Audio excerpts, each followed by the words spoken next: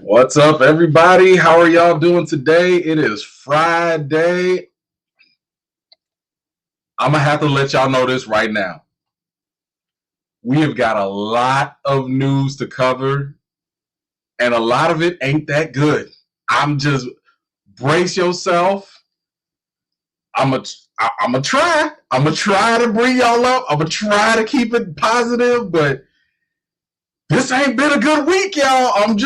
Oh, man, there's so much stuff to talk about. I'm going to try not to keep y'all too long, but we got so many things we got to talk about, and this news is just... We're going to be feeling some things. I'm just saying that. But first, we got to see who's in the house today. I want to see who's here. Let's see. My man, Nathan Hall. Hey, bro, long-time subscriber. Hey, thank you for being subscribed. Glad that you can make it. Always appreciate it. Joy Gillian's in the... Yes, love it. Thank you, Joy. Wonderful. Glad you're here. My man, Angel's in the house. Oh, yes. What's going on, brother? Good to see you. Man, look, we going to talk about it. We going to talk about it. Jillian is in the house. Yes, good to see you. Bad news. I'm not trying to be the bearer of bad news, but, you know, it's a lot of bad news. Let's see. Mila's here. Hello, how are you? All the way from Japan. Yes, my son. Good to see you. Good to see you. SJ Evans in the house. Love it. Got the vet to here. Goldilocks is back. Love it. Oh, my favorite. Miss Hall. How you doing, Miss Harp? You know I gotta say your name like Miss Harp. Just after watching The Color Purple, I'll just Harp. Every time I see it, Miss Harp. How you doing? Glad to see you. All good. Let's see. Kyle is in the house. Hey, listen, you and me both. We'll talk about that later. Trust me on that. Eric Shaw's in the house. My man. Good stuff. Good stuff. Kev Z's in the house. What's going on? Bro, I understand. Trust me. We'll get to that. What's going on, Buck? How are you? My man, Derek Gaines is in the house. Yes. Let's go. Tracy's here. Love to see it. Everybody. Okay, everybody coming in now. Y'all be coming in quick. Rhonda, you are right on time. Don't you even worry about it. Glad to see you. Thank you so much for stopping by. Alib, how are you? Let's see. Who else we got in here? Elena, hey, how are you? Let's see. Robert's in here. Love to see it. My man, Chief. Yes, Chief is in the house. Let's see. E.B. Wilson or Eb Wilson. How are you? T.Y. Ty. Yes. Love it. Karen's in the house. Okay. All right. I think we caught it almost. We almost here. And of course, Kimberly Allen. Got to kick it off. Love the support. Thank you so much.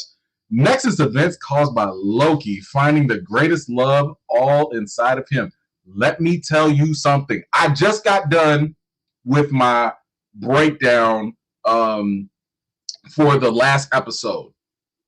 I believe you are partially right.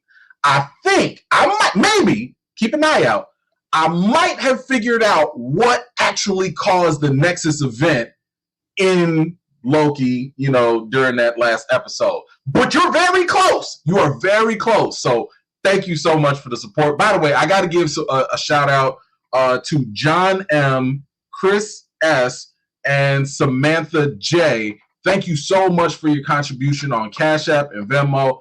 Really do appreciate it. I know, obviously, I can't highlight your comments on here or your donations, but I do want to actually give you a shout out and say thank you so much for the contribution. It's a weird trade-off, right? Like, if you do the super chats on YouTube, I at least get to, you know, highlight your comment and talk about it a little bit more. But the only trade-off is YouTube got to take their cut. You know, whatever, that's fine. But at least, you know, when you guys do the Cash App and the Venmo, that's just straight support. So either way, I don't care how y'all do it, if you do it at all. I'm just glad that y'all here and y'all support the channel. So I just want to say thank you so much. Okay, all right. Here's the thing. We got to start. Oh! First of all, okay, hold on. I got a bone to pick with one of y'all. I got a bone to pick. And first of all, it's not Tracy, because she just hooked us up with $4.99. Thank you so much for that super sticker. Appreciate you so much. But I got a bone to pick with one of y'all. Evil. Which one of y'all told me to watch this show? One of y'all told me that I need to watch Evil. Here's the thing, and I got a bone to pick with that person. Why didn't y'all tell me that there was a sleep paralysis demon in the show Evil? Why didn't y'all tell me that? I'm sitting here watching this show because I got all these people in my inbox talking about, hey, you know what? You should go watch Evil. I'm like, okay, I like the horror. I like the supernatural. I got my little religious education and stuff. I could deal with this. But a sleep paralysis demon? Let me tell you something. If it was not for the blood of Jesus, okay, I would not get a wink of sleep because of this thing that was in this show that was scaring the bejesus out of me. So I don't know who tried to set me up by watching this show. Oh my goodness. Listen. The show is actually pretty good. I haven't finished it. I've only gotten up to like 4 episodes. It's really hard for me to find time to watch shows in between of prepping for stuff, editing and all that. But I try and slip a couple in here and there. But my goodness, that show so far is cool. It's like what is it? How could I say it? It's like the X-Files but supernatural, something like that. So man, it's cool so far. It's cool so far. Once I finally get done with watching it or whatever, as long as nothing pops off, I'll definitely give y'all a little quick review. I'm not going to do a full breakdown on it, but I will let y'all know my thoughts on it. But I just wanted to call out whoever it was that did not prep me for that. I don't mess with them little sleep paralysis. I don't like it. Thank you. Jeremiah, thank you so much for that support. Hey, man, I was wondering if these Lokis cause so much trouble, why doesn't the TVA just take them out? Is it possible that the timekeepers cannot kill anyone? Very good question. I don't think that's a question I have answered in my breakdown, so I will give you the quick answer right now. I do think that the Lokis just are irritating. Like they're always trying to find out certain things about. They're always a pain in the butt for the TVA. So that's why that's just Loki's nature. He's skeptical. He's questioning everything, and that's one of the reasons why he's constantly all his variants are popping up and being a problem. But it's hard to say what else is going to happen with them because we still have questions that are unanswered. We don't know how resetting works. We don't know where they are. But I will get into that later. By the way, if y'all have other questions that are not related to the current topic, I'm going to open up the whole conversation a little bit later afterwards. We'll just do an Ask Me Anything, and then we'll just sit and hang out for a little bit, and I'll answer all y'all other questions at that point. So just wanted to give y'all that heads up, but thank you so much, Jeremiah, for that. My man Derek Gaines, hi E-Man. Evil is a good show. Wait till you get to season 2. Okay, all right. Hey, bro, I already said my Hail Mary. Bro, I'm good. Thank you though. I appreciate it, and I will be looking out for that. Oh, Nikita Wilson, what's going on? Let's see. I feel like Mobius knew he would be pruning. He actually had a plan. What do you think? I don't think he knew. I think he was just I don't care no more. I think he was just man, I'm going to say what I'm going to say, and y'all going to do what y'all going to do.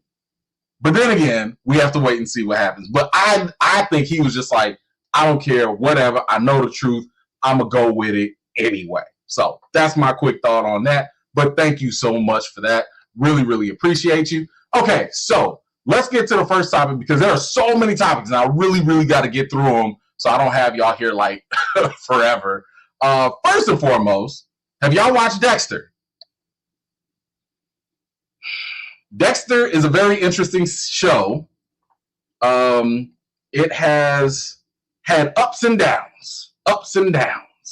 And they wrapped up, I want to say it was season 7 that they wrapped up. I stopped watching Dexter because after season 6 or whatever the second to last one was, it started getting too whack for me. I was just and I don't even really like to give up on shows after I've invested so much time into them. But the way Dexter was going, now here's the thing. The first 4 seasons of Dexter, lit. Great. Wonderful. Emmy award winning. Fantastico. After that, just started going down and down. Man, they got into some weird stuff, some weird storyline. It was just, I'm not even going to ruin it for you or nothing like that, but it was just getting bad. But here's the thing. One of the best things about Dexter, one of the best things was actually in season 4 when John Lithgow was in there. You remember him, Third Rock from the Sun, that brother? He was, I'm not going to spoil it, but he was a major character in Dexter, and he was phenomenal. That was hands down the best season. I think it was 4. Season 4 was the best season of like Dexter. It was on and popping. It was on and popping. So of course, I already told you I gave up on the season already, and I didn't even watch the last season because they started doing some stuff with him and his sister, and I was like, man, y'all just nasty. I don't even want to do this. I don't want to play this game no more. You know, I don't want to do this. But they got my attention with this. They are coming back. And this time, they're going to have John Lithgow come back in some way, shape, or form. I don't know how. I don't know what. Well, I mean, I think we might know how they do it. They didn't really get into the details. As you can see, details are scant. But you're going to bring back one of the best people in the entire season. I'm not saying you're going to have my full attention, but you have my attention, which means I'm going to be on wait and see mode. I'm going to wait and see for other people to watch it and see what they think. And then I'm going to see if I'm going to go ahead and jump back into it. But you have my attention when you have one of the best characters in the best season of your show coming back. Now, he could come back in different ways, maybe a flashback, maybe hallucination, who knows? But this man is a phenomenal actor, and I love what he does.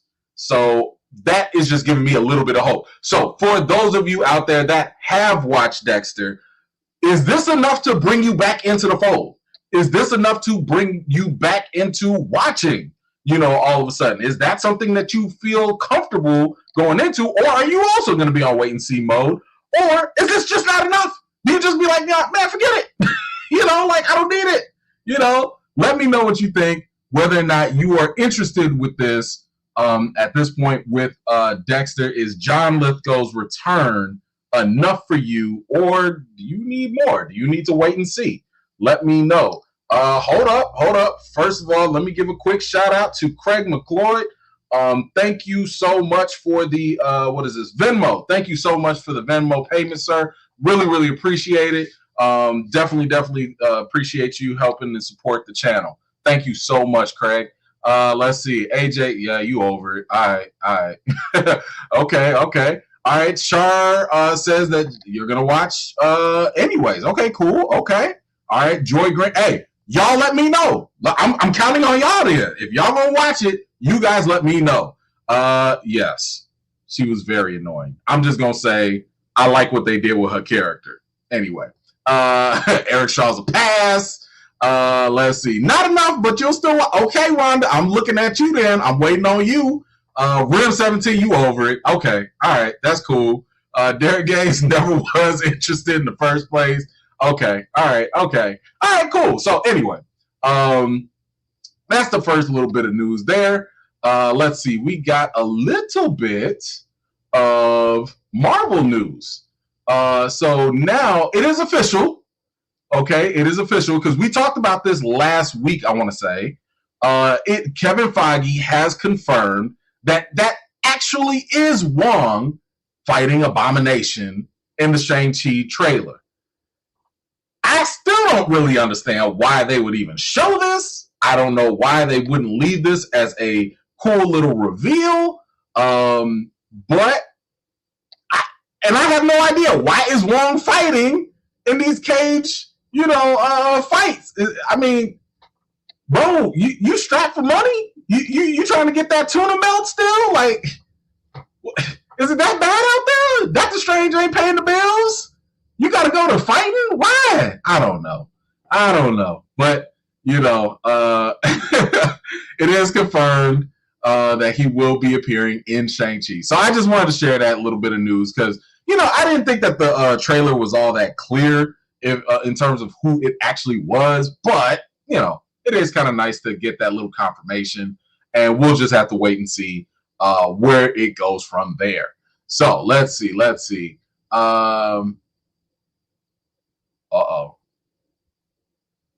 Jackie, don't do that here. Don't do that here. I'm not going to go there with you. Not going to do that. Not going to go there. Let's see. Cap, that's what I'm saying. I don't understand. Like, why are you there, bro? Like, what is going on? That is exactly what I'm saying. Let's see. Ooh, Real Django says, is that a scroll? Man, look, at this point, anybody could be a straw. Yeah, anybody could at this point, Let's see. Eric says he's trying to win them 10 rings. Maybe that is it, Let's see. Derek, you're right. I don't even know what we're talking about. You're right. We shouldn't even be talking about it. And Wong ain't gonna talk about it either, right? Excuse me. Okay, all right, moving on to the next topic. Because there's like 7-8 more topics we got to go through. So I want to blow through them quick so we can get to this. We have an update for the Old Guard sequel. And that is, the script is done. So the script is done, and they will begin filming early next year. Excuse me. And this is something that's pretty cool. I like the Old Guard. Let me know what y'all thought about the Old Guard in the if you have seen it. It was a Netflix movie. Charlize Theron, Kiki Lane was in there. Matter of fact, you already know I covered it on my channel. Actually, your boy asked about the sequel 11 months ago. Okay, and she was giving me the business. She was telling me the business back then. So, if you want to hear from Charlize, then yeah, go ahead and check that out. You can also check out my review for it. And of course, I talked to Kiki Lane as well. That was always a good time. I love Kiki Lane. She is such a good up and coming actress, like for real. But how are you feeling about how did you feel about the Old Guard, and how do you feel about a potential sequel? Chief, you gotta go look at my review, bro. You gotta look at that review. I'll tell you everything right there, man. I got you covered, But yeah, I mean, like I said, I liked it. I thought it was cool. It was nice. It was original. It was not something I had really seen before. So I thought it was worth it. And there, I see potential with the sequel. I see potential with it. So we'll just have to see where it goes from there. Okay, yeah, I think most people kind of liked it. I agree. I think okay, yep. All right, SJ, so you on board with it. Okay, come on, Rhonda. You already know. Hey, go watch it after though. Go watch. Don't leave the live because we need you on the live. Go watch it after though. Okay. Let's see. Yes. Totally agree with you on that. So yeah, that is good news. I like the fact that there is a sequel coming. I hope that they do some good expansion with it. It does have a lot of stuff that they can tackle as well. Now, I told y'all this was like a segment where there's going to be all this bad news. But this bad news is actually, unfortunately, for my daughter. She is a huge Tom Holland fan, and she loves Zendaya as well. Unfortunately for her, it has been confirmed that both of them are dating. That's right. Spider-Man and MJ are dating in real life.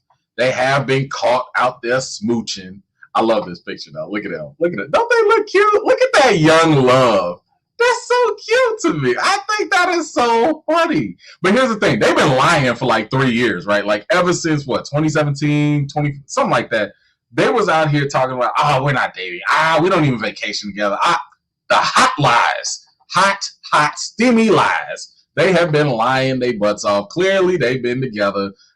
But anyway, look, it's young love. It's all good. I just had to break the news on here because I know my daughter be watching, and I told her, I was like, I'm sorry. And the reason why I said that, if y'all have never seen it before, I actually surprised my daughter to actually, to meet Tom Holland, and it was really cool. He did like this he helped me with a prank with her, and it was super fun. She was super excited. It was a good time. If you are new to the channel, you haven't seen it, go check it out. It's funny, it's cool, it's great. As a dad, it always makes me feel great to make my kids feel great. So that was cool. But yeah, I just wanted to share that little bit of news with y'all. I don't really do the whole celebrity gossip thing, but since it was related to my kid, I was like, all right, let me kind of break this in and talk about it real quick.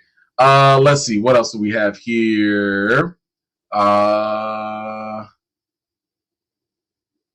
on. Yeah, that wasn't like the biggest surprise, right? Random Black Game. So PD really does have a thing for the chocolate lady. Hey, man, ain't nothing wrong with a little Nestle Quick in the milk. I'm just saying, it's all good. Ain't nothing wrong with the squirrel. It's all good. Y'all see how they been dancing together too? They been doing their little TikToks and the wicked watch. I don't TikTok, so I don't know how they work, but I'm just saying they cool. Yeah, exactly. Cute couple. But yeah, Random Black Gamer, thank you so much for the contribution and the support. I appreciate it. This is okay. All right. So I'm gonna try. I told you I'm gonna try and add a little positivity, into the mix. So for all of you, I want to do something right now. I want to give you guys something because y'all know I'm a giver. Y'all do nothing but support me, and it is so fantastic. I love it. I appreciate it. But I'm a giver. Like, I like to give back, So I want y'all to have this opportunity to enter in this contest that I'm doing here. It is for Black Widow. You get free passes and a free prize giveaway. All you have to do is go to themovieblog.com. I will post this on YouTube. I'll post it on my Twitter page. I'll post it so that you guys can get the link. Or, like I said, just go to themovieblog.com. You'll be like the first thing there. You can have a chance to win tickets, free tickets. So if you're nervous about Black Widow, here's a chance for you to go see it for free. You'll get like 2 free Fandango tickets. I think they got some t-shirts, some Black Widow merchandise, some pants, just some things there, So just trying to give something back to y'all so y'all can have a chance to watch Black Widow, enjoy yourself. But yeah, just go on to themovieblog.com, click here for the link, enter your info, and you can enter in for that if you want to see it in theaters or if you just want some free merchandise. So anyway, just thought I'd throw that out there for y'all and see, how you feel. All right, so bringing you up so I can bring you down. Oh, man. Probably some of the worst news of today. And this was first. I'm sitting here putting up all the topics. I'm getting all the images, videos. I'm getting all this stuff. And then right before it's time to go live, I see this bad, terrible news. If you haven't heard by now,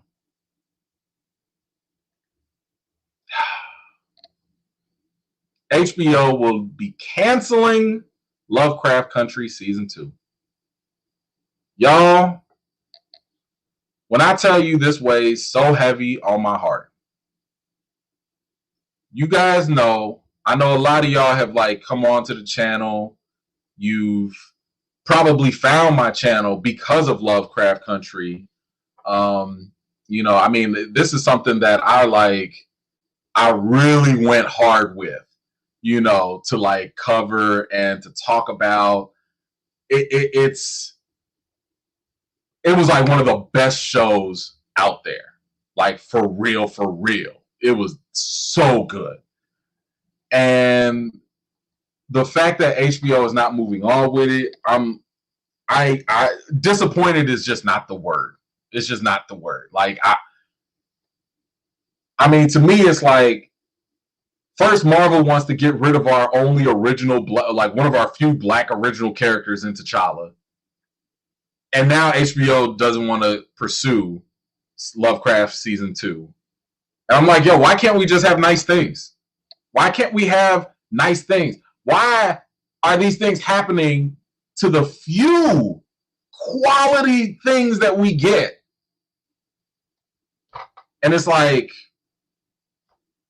I don't know. It just bothers me. It bothers me so much. Now, in fairness, I got real upset about this because of the way one of the other articles had reported it. Now, one of the things, so here's a little statement from HBO. We will not be moving forward with the second season of Lovecraft Country.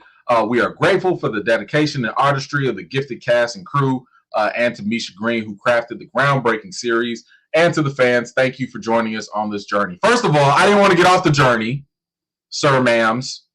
I didn't want to get off of it. There was so much more to go. But in their defense, one other thing they said was Misha is working with a small team of writers, and they're coming up with a take.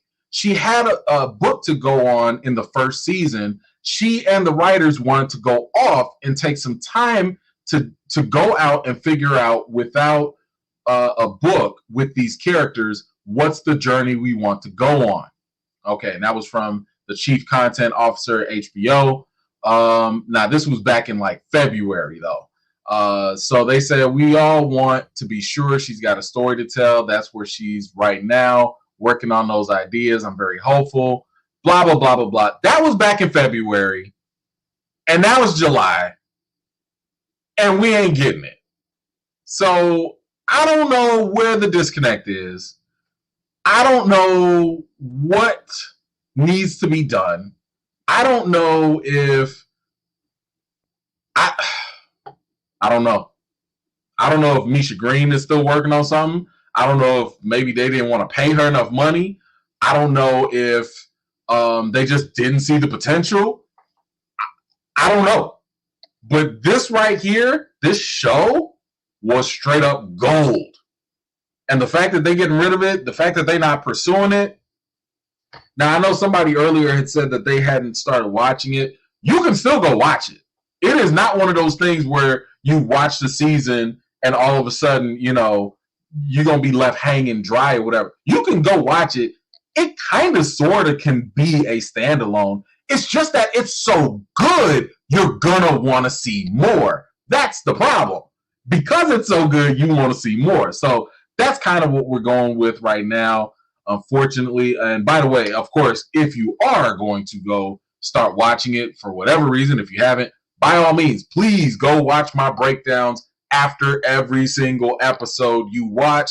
It will be helpful. Go read the comments. The comments are better damn near than my breakdowns sometimes, because the comments be picking up on stuff I miss. So it is, if you want the full experience, watch an episode of Lovecraft, watch my breakdown, and read the comments. And I'm telling you, you will come out of there feeling fulfilled and pleasantly satisfied. So anyway, let's get to some of these here. Thank you so much for the contribution. If they actually kill off T'Challa, I'll be done with Black Panther. Have zero interest in the franchise going forward with the MCU. I totally understand. You're not alone in that. I've heard that a lot. Prepare yourself. That's all I can tell you. Prepare for the worst. That's why I started the petition, to get people aware, because too many people were unaware. But again, we will talk about that later on. Thank you so much for the contribution, though. Let's see. I know, right? Yeah. Let's see. What else we got? Yeah, it sucks. It sucks. Yeah. This isn't cool. This isn't cool. Hey, listen, Netflix, Amazon, I don't care who it is. Take it. Pay Misha Green. Pay that woman whatever she wants so you can get this quality content. Somebody, listen, I don't know. I'm going to tweet somebody. Don't nobody listen to me, though, but that's fine. K-Pack, thank you so much for that contribution. But yeah, It's tough. It is so tough to hear this news. Cannot believe it. My man Jason Wilcox in here. What's up, chat? Hey, E, a little late, but I made it. Glad that you could, brother. Lovecraft not being picked up for season 2. Short-sighted decision at my people's expense. Again, man, why can't we have nice things? That like Lovecraft wasn't bothering nobody. You know, wasn't nobody sitting here protesting against Lovecraft. Why can't we just? Oh, man, it was so good. It was so good. I know. Hey, he could be prepping for Kang because they weren't moving forward. That could be it too. That could be it too. Yes, listen, Lovecraft Country is fire. Straight fire.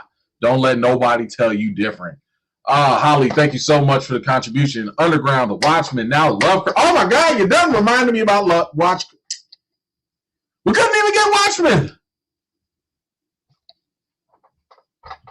I hadn't even started Underground yet, but I heard it was great. This is messed up. I don't like this trend. Why? Oh man. Holly, you done made it even worse for me. Thank you. In a good way. Thank you. Oh my goodness. Australia, thank you so much for the contribution. Thank you, sir.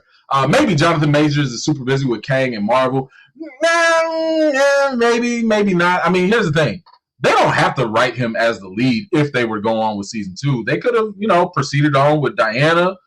They could have pursued on with Hippolyta. They could have done other things and maybe just borrow Jonathan Majors for like a couple days to shoot. I don't think he's that busy, but keep an eye out for him in Loki. I know he's gonna show up. Okay. I'm gonna be quiet right there. Thank you so much for the contribution. Oh man, Kev, you right. Oh my God. Oh, hold on. No, you and Blackish. Blackish 2 is also getting canceled. What is going on? I thought 2020 was supposed to be terrible. I thought 2020 was the year of trashiness and garbage. And now, y'all just, man. Oh, man. Okay. All right. And y'all should go watch all them shows. Watchmen, Blackish, Lovecraft Country, everything we talk about here, y'all need to go watch them. Like, if you haven't, go watch them. Okay. Wait, they're not bringing back. No. Yeah. Sorry. Yeah. Rhonda, they not. So far, HBO does not. No, I'm sorry. David Lindenberg, I want to say, or whoever the showrunner was, he does not want to come back to do a season 2.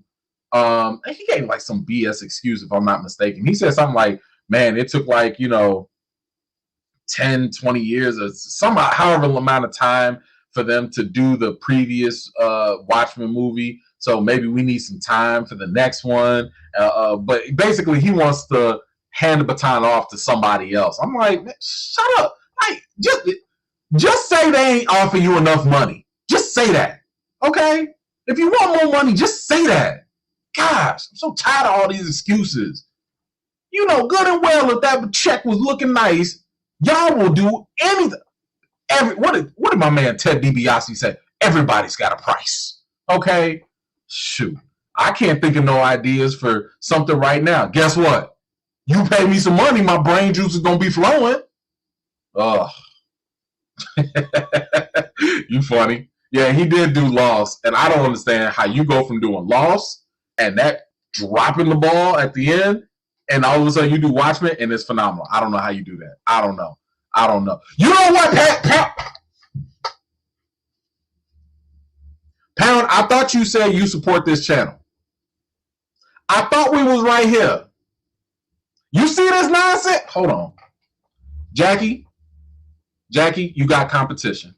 Nope. Jackie, you now have competition because Pound the Pavement decided to come in here and do this. I choose violence. You see this? Thank you, brother. Thank you. Thank you. Okay, moving on. I hate this news. God golly, man. It's like we go from bad news to now stupid news. Have y'all heard this news about the Fast and the Furious and what they out here talking about now? Have y'all heard this?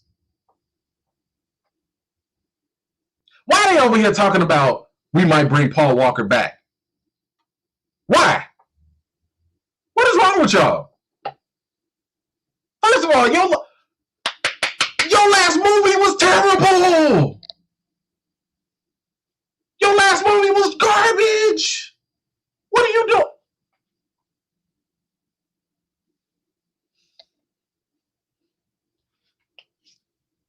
This whole franchise should have stopped after 6 or 7. After the tribute to him and all that, it should have just stopped. But now you want to sit here and milk this and bring him back and tease him. And why? Stop. Stop.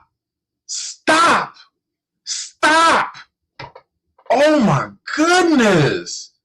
I get that this stuff be making y'all money, but like, y'all could, this is why I say that they go into the Tyler Perry effect. If y'all have watched my review for the last Fast and Furious movie, I talked about how they go into the Tyler Perry effect. And the Tyler Perry effect is when you ignore criticism. You ignore the things that would actually make you better and appeal to more people, probably even make you more money, but you want to stick to the very hardcore fan base, and that's it. Are y'all...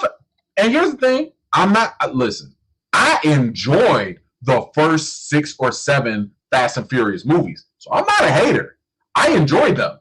I loved everything that The Rock was in. Now, they started to lose me when you out here barehanded torpedoes, okay, and everybody became damn near Avengers. They started to lose me there, you know, because I really like the street racing and all that other more grounded stuff. But this right here, like, for any of y'all that are hardcore fans, are y'all asking for this? Are y'all asking for Paul Walker to come back? Are y'all okay with this franchise milking it? Let me tell you something.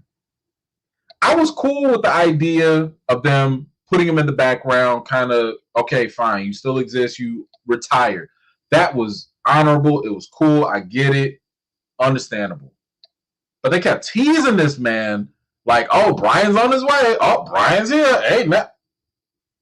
And now you want to talk about this?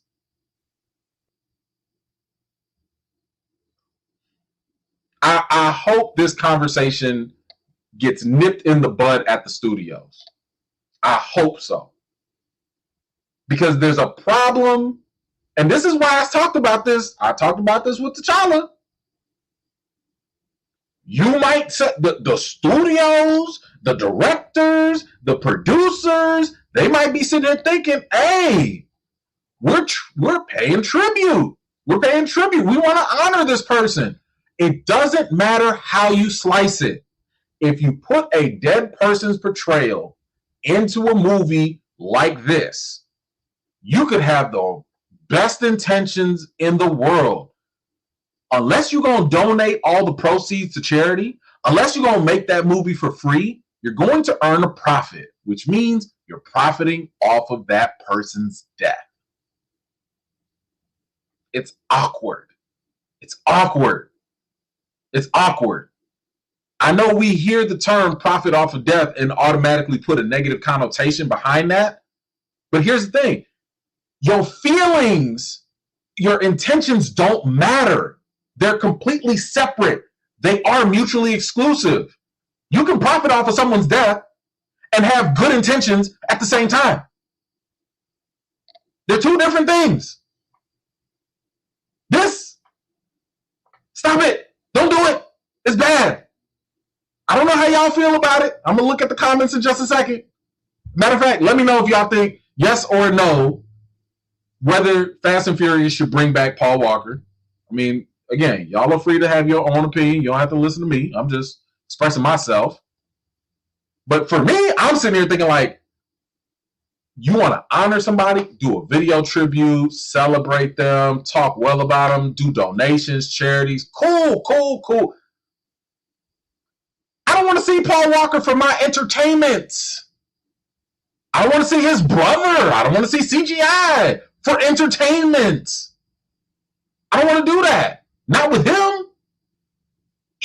Maybe if y'all wanted to recast. If y'all wanted to recast him, put a different character, fine. That's a different story. But y'all... okay, I'm sorry. I'm going to stop right there. I'm sorry. Y'all get the point. Australia, thank you so much for the contribution. I think your comment might have get lost, so I'm going to see if I can find it here. But thank you so much. Yeah, he's got a brother that looks like him. He does. Oh, man, my brother, Lamont Tyson. Thank you so much, brother. Appreciate the support. Y'all make sure y'all go give Lamont Tyson a nice follow. He covers all these other shows, all these other things, topics and stuff, politics, movie reviews, TV shows, The Chi, Snowfall, financial advice and stuff, all the good stuff you want. Make sure y'all go subscribe to the brother right there. Great content. Sometimes you'll find me on there. You'll find other people on there as well. Fantastic stuff. Be sure to go subscribe and check him out. Jackie is back. Let's see. Recast T'Challa first and foremost. No, let's honor his memory by removing the character. Let's stop with Fast and Furious franchise. No, let's spend money on a CGI PW. Listen, I'm with you on both of them fronts. Yeah, I don't. This just feels. I'm sitting there thinking, like, why don't y'all feel some type of way about even talking about this? Like, I'm just saying, if it was somebody, my best friend, God forbid, passed away, I'm not going to sit here and be like, I wonder if we're going to put my friend in this show. And like, what? No. Come on now. Y'all okay? Y'all just be saying this stuff like just casual?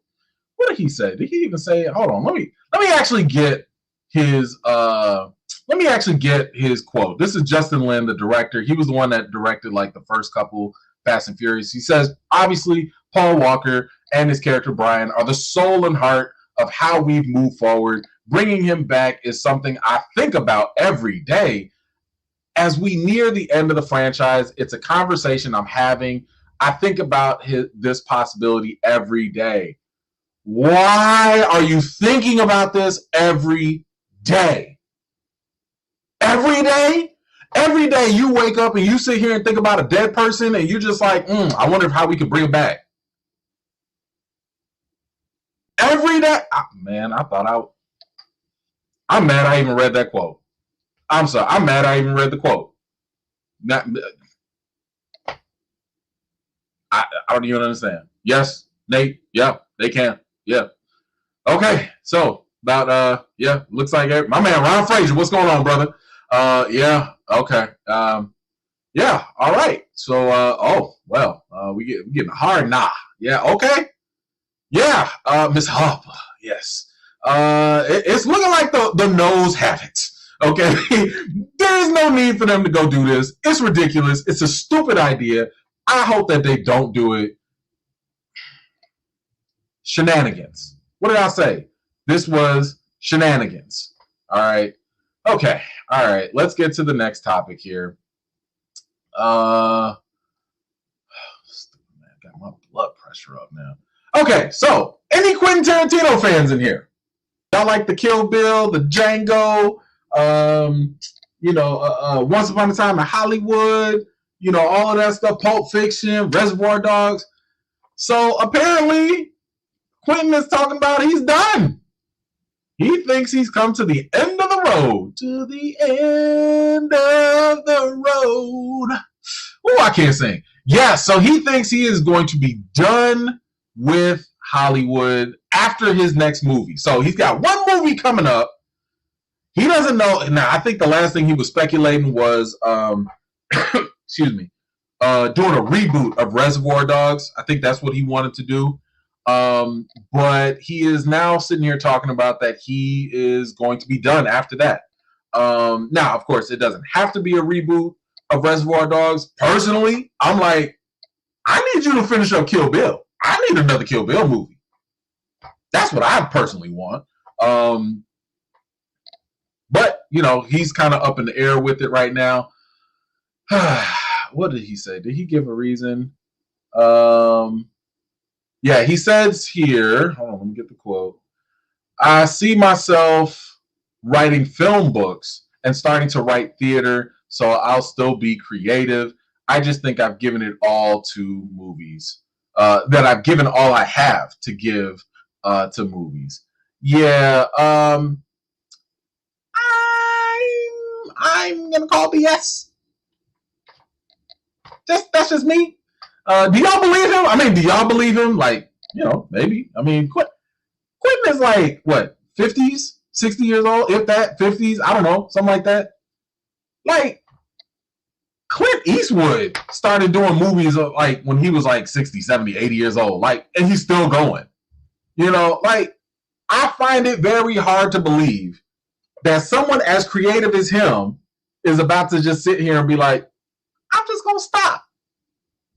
That's what it is. And I'm not making this comparison in terms of skill, but I just read this as when Michael Jordan talked about he wanted to retire the first time. Now, again, Quentin Tarantino is not the Michael Jordan of directing. I'm not saying that.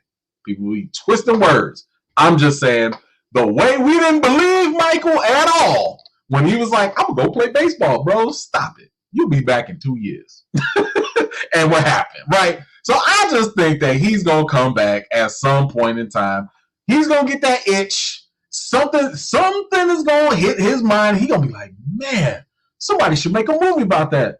And he's gonna be just like Jay-Z. Remember when Jay-Z retired and Jay-Z came back and we was like, man, stop it. Get out of here, man.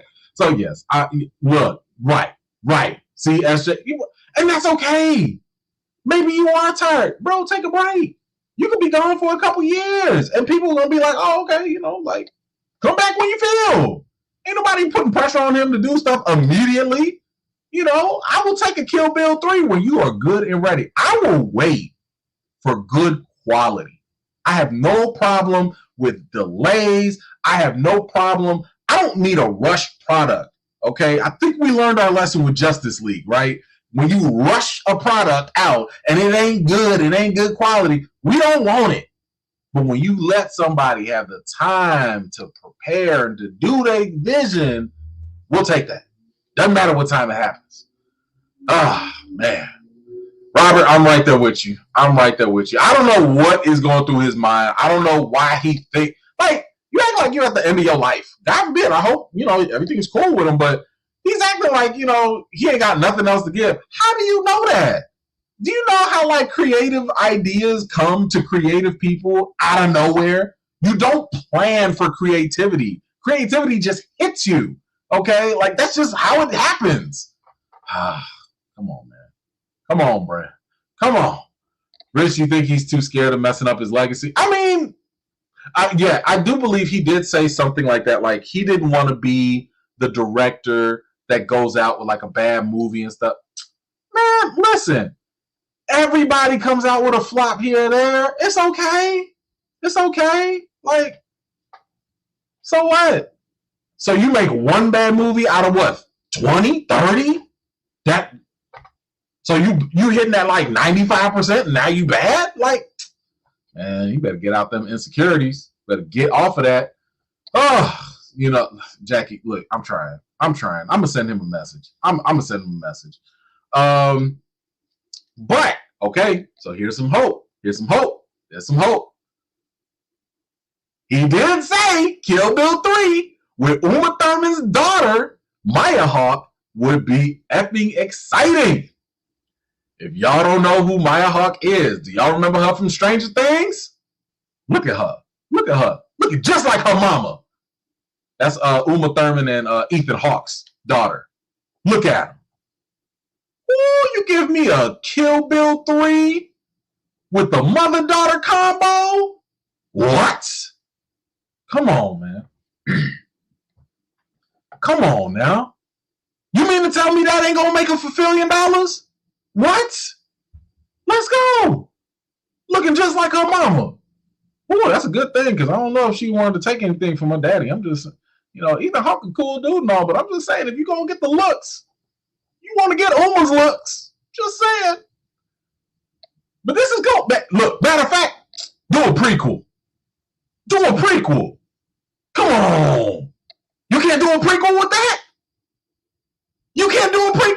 We just saw what the Sopranos Saints of Newark or whatever, they have the actual actor's son playing the main role. Come on now. Come on. Listen. And I like her in Stranger Things. I like her in that show. She is good. No problem. I got you covered. So anyway, that's all I'm trying to say. Whew. Okay, y'all. If y'all want to see a Kill Bill 3 with Maya and Uma, let me know what your thoughts are in the comments.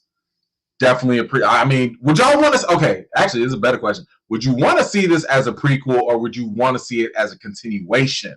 Maybe you get Uma and her daughter. Maybe she forgot that she had a daughter. Y'all know in the movie, unfortunately, she was getting assaulted, in her sleep.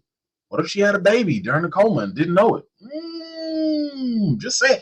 What if you had Uma and Maya tagging up against Vivica A. Fox character? Oh, wait, no, she's dead. Oh, sorry. Spoiler alert. Never mind. But the daughter's got to come back. So everybody's been waiting for the daughter to come back. Man, come on, man. I just want another Kill Bill. I'm sorry. I just want another Kill Bill. That's all. That's what I'm saying. That's exactly what I'm saying, Kimberly. That's what I'm talking about. Oh, yeah. Even better answer. Come on, SJ. Come on now. Why not both? Both of them. I want both. I want a prequel and a sequel at the same time. Yes, I'm right there with you. Okay. All right. Well, now is the big deal, the big talk, the big topic of tonight. Whew. By the way, it's 286 of y'all here. Appreciate y'all. If y'all can give us a like. Thank you so much for joining me. I'm not leaving, but we do have the big topic of discussion. And of course, y'all brought this to my attention, so I was going to talk about it regardless. There was no way I was going to leave this off the table. Black Panther, Wakanda Forever. They are officially in production in Atlanta, no less. The quote is that we are going to make Chadwick Boseman proud. Let me see here. Okay, yeah, I wanted to get this is a quote from Kevin Feige. It's clearly very emotional without Chad. And this was at the Black Widow premiere. But everyone is also very excited to bring the world of Wakanda back to the public and back to the fans. We're going to do it in a way that would make Chad proud. Plot details still under wraps. They won't say exactly who's coming back, etc., etc. Well, what do we say? Recast T'Challa. That's what we say. No, okay. All right. So here's the thing. I want to clear up a misconception that people have about Recast T'Challa. This is not a bully platform. This is not a means to harass and just get our way. That's not why I started it. Okay, that's not why I started this petition and everything. The reason why I started the Recast T'Challa petition back in April, so this is before they even started with they finalized the script. This is before all of that. I wanted to do it to raise awareness of how problematic killing the character off permanently would be.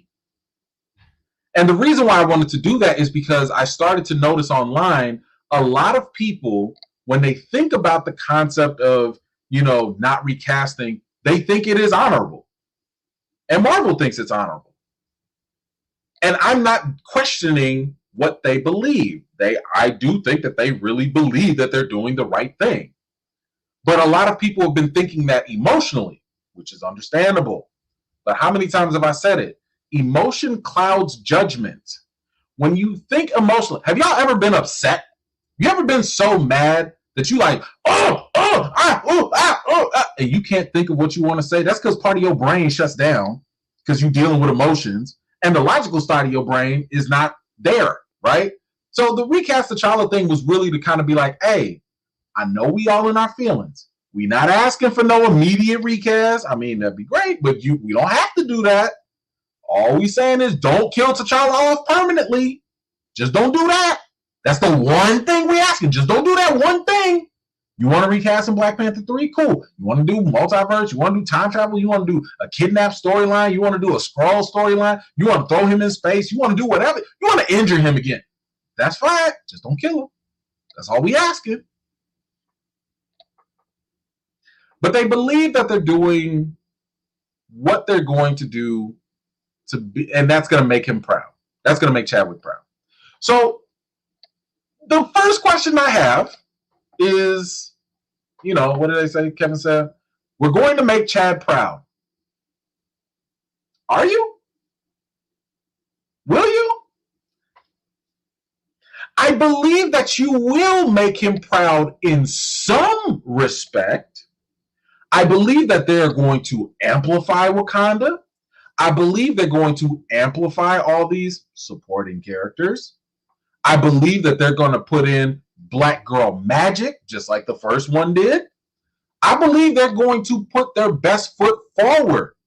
I believe that they're going to throw in little name drops of things here and there to honor Chadwick Boseman. In the comics, I believe they called one of the helicarriers, the shield helicarriers, the Chadwick Boseman or something like that. So there's going to be all those little things. But my problem is, as I've already stated many times, killing off T'Challa does not sound, in my opinion, in line with what Chadwick Boseman believed or what he stood for. Now, one other thing I've realized here, and I prepped up a couple things for y'all to watch. One thing I realized is that when I was doing my articles on this topic, when I was making my videos on this topic, I completely forgot that so many people are not in my head, right?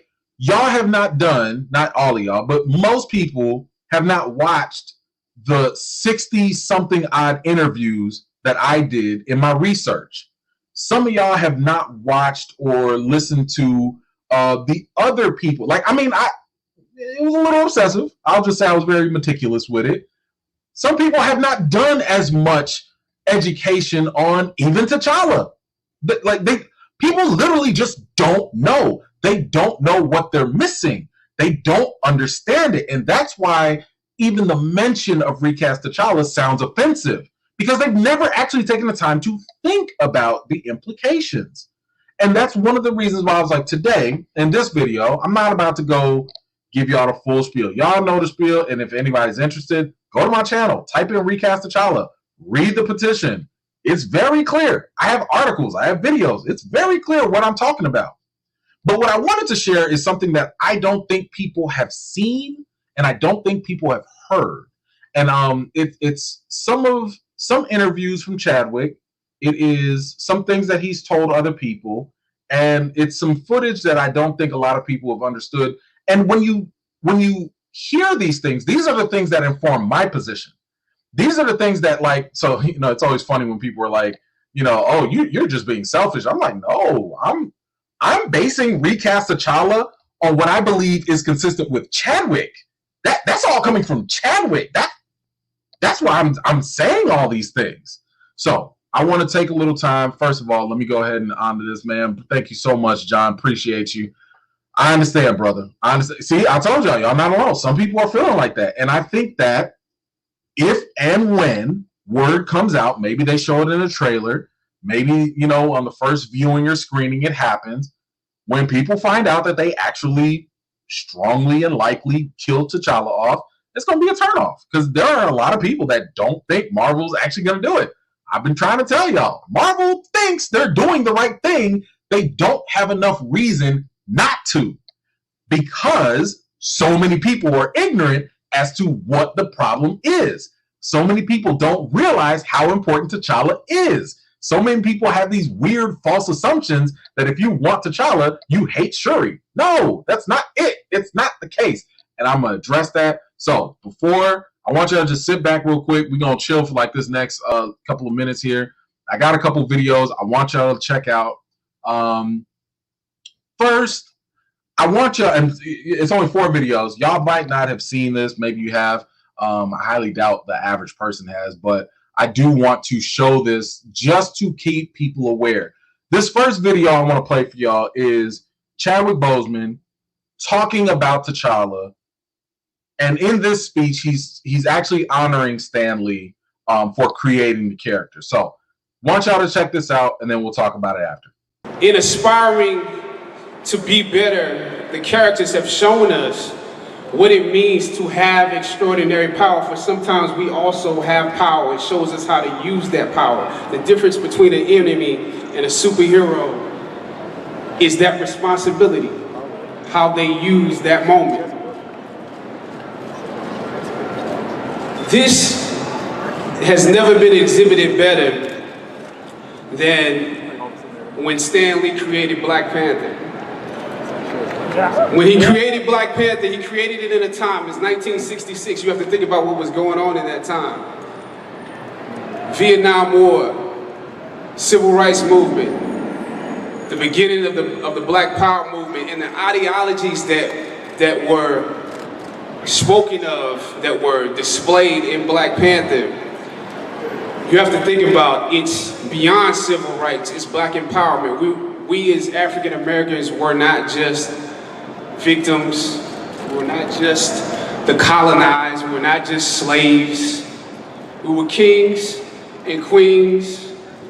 We were an advanced scientific nation. We were proud. We had secrets. We had abilities beyond what other people knew. So when I think of what you did and the time you did it in, and I think of the fact that many people thought that that would be an impossible movie to make, right? The best creators are those who create things that continue to assist in the creative process, that continue to generate. We as human beings are an example of that. But the stories continue to create. It's exhibited in the fact that we have live action films, we have animations. The stories continue to be written by great writers, but they were first created inside his mind and inside others' minds. Stan Lee, what you have done is godly to a certain extent. So the impression that you have made is just, that we will see right here, is just an example of the impression that you have made on all of us. So I thank you as T'Challa, as Black Panther, and I ask the question again, would it have happened if he hadn't said it, if he hadn't written it, if he hadn't drawn it? No, it would not. So that was Brother Chadwick. That was Brother Chadwick talking about T'Challa, the story, Black Panther, the franchise. I mean, he's talking about more so the comic book and the mythos, the story, and all that. And it's one of those things that lets me know how informed he is on the importance of the actual franchise. Okay, he's not sitting here talking about just the blockbuster movie and stuff like that. He understood what Stan Lee did and his purpose in creating the Black Panther in general. Chadwick knew why this was important. Chadwick knew why T'Challa was important. He's admitted many times that he read all of the stories, I think up until the Ta-Nehisi Coates run, but he's read all of the Black Panther stories. He understands it, okay? He knows why T'Challa is so important. And this is one of the reasons why, and I've shared this with y'all, and I'll share it with y'all again, this is one of the reasons why Chadwick Boseman believed that the character of T'Challa was bigger than him, because that's the way he viewed all the roles that he took. Jackie Robinson, you know, James Brown, Thurgood Marshall, T'Challa. This is what he thought. He took a role when he was like, that role right there is so important. It's bigger than me. It shouldn't die with me. I don't think that's consistent with his thoughts anyway. That's why he would get these roles. He thought that these things were really important. So when Marvel kind of comes around and says, like, we're going to retire him, again, that's in honor of Chadwick? Just listen to this. It's always tough when we lose someone people greatly respected. But the value of the work really means that they live forever. Mm-hmm. And that was one of the things that when Chadwick Boseman and I were texting, this was April last year. He had been ill, but people were commenting on his weight loss. Mm-hmm. And he said to me, and I didn't reveal this until after he died, but he said in the text, I want them to see the role and not see me. Mm-hmm. He said, that is the job of an actor. Right. Where it's not about me. It's about the role. Right. And people remember the role and what you did with it. Mm-hmm.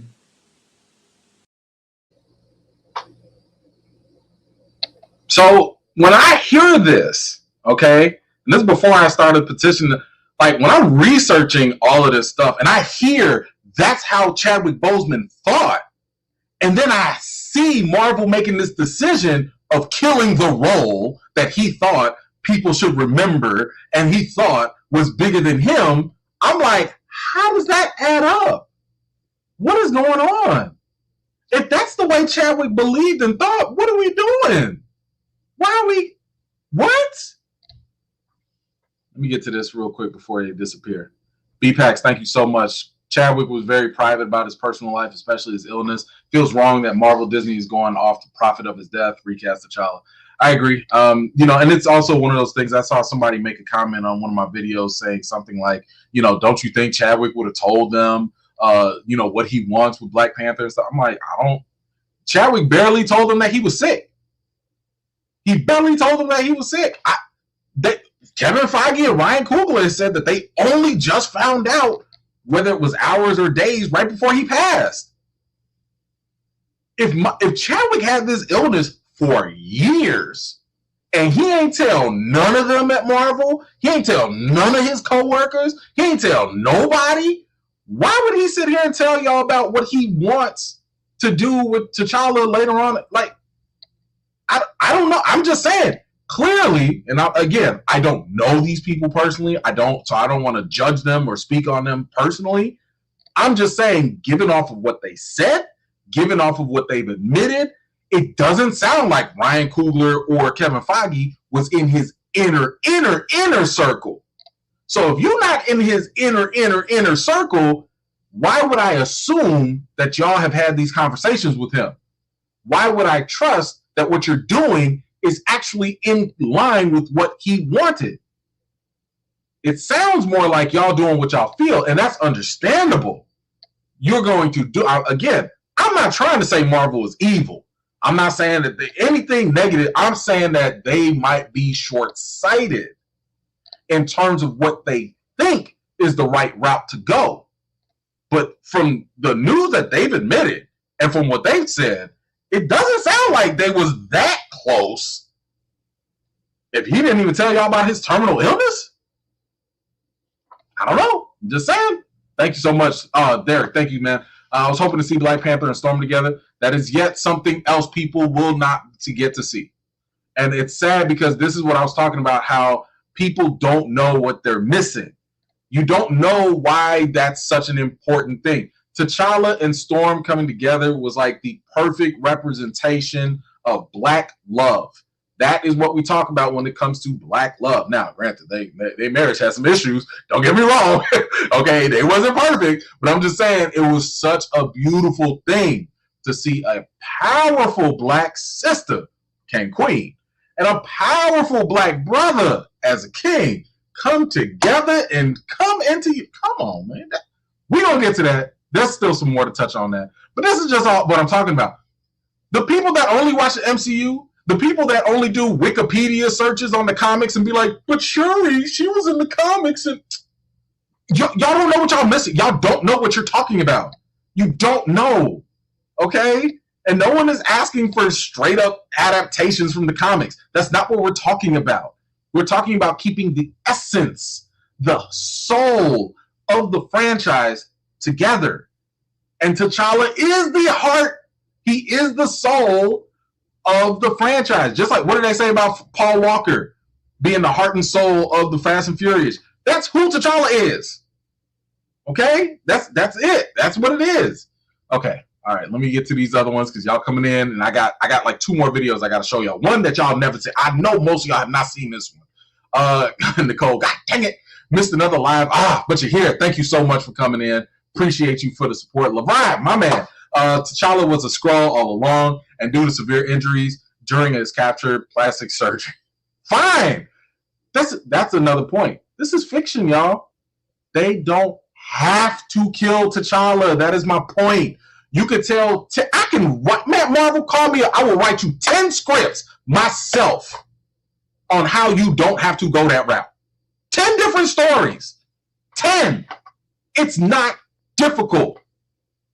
What do you need, a theory video? Do I have to put out a theory video to show this is what could happen? This is what could happen. This is all the different ways that y'all could tell these stories without going down this one route that y'all are so committed to. Okay, let me get to these real quick. Jackie, what's up? Let me see. BP was essential for all in the black community to be a hero, not a sidekick, and not fall guy, not token funny man, gangster, hustler, drug dealer, but a hero. Yes. Yes. Thank you, by the way, for that. Shout out T Public. That's where you can get some of my other shirts right there. I don't know if I don't think I can. I'm not allowed to sell this one, but you can definitely catch some of my other ones out there. Thank you so much, Jackie. Appreciate you. Hold on, I'm gonna get to some more of these, and now I still got 2 more to play for y'all. Real Django, thank you, brother, so much. Marvel Disney don't really care to acknowledge, don't really care to get knowledge of the black culture and understand what's at stake, because they won't be able to repair what they're about to do. Look, here's the thing. I don't want to throw Ryan Coogler and Nate Moore under the bus, because I really do believe that they think they're doing what is best. I think they really truly believe that. And it's fine for them to believe that.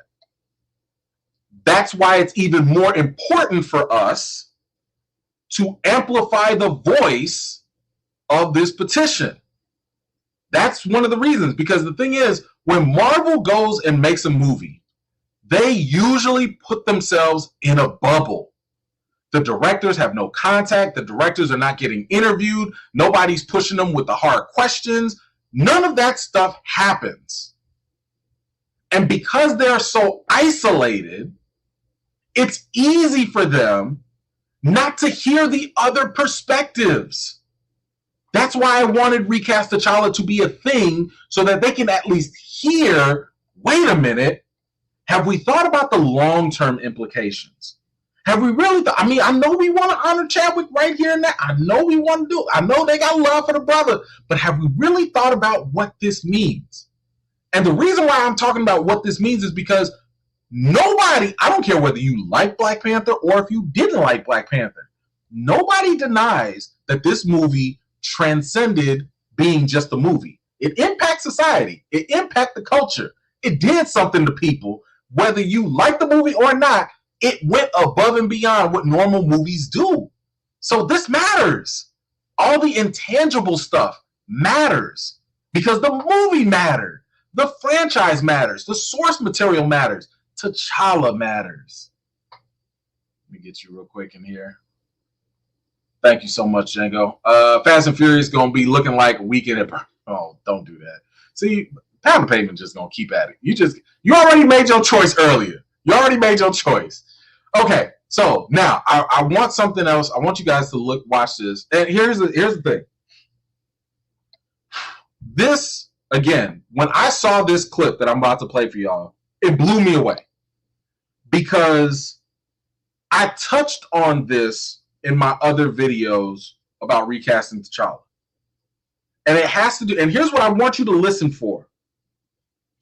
I want you to listen for a couple things that he says here. And I want you to think about, one, all those people that are out there that are like, but I can't see nobody but Chadwick. I mean, first of all, we just saw that clip with Roland Martin. What did Chadwick say to him? I want you to see the role, not me. Okay? That's what Chadwick told him.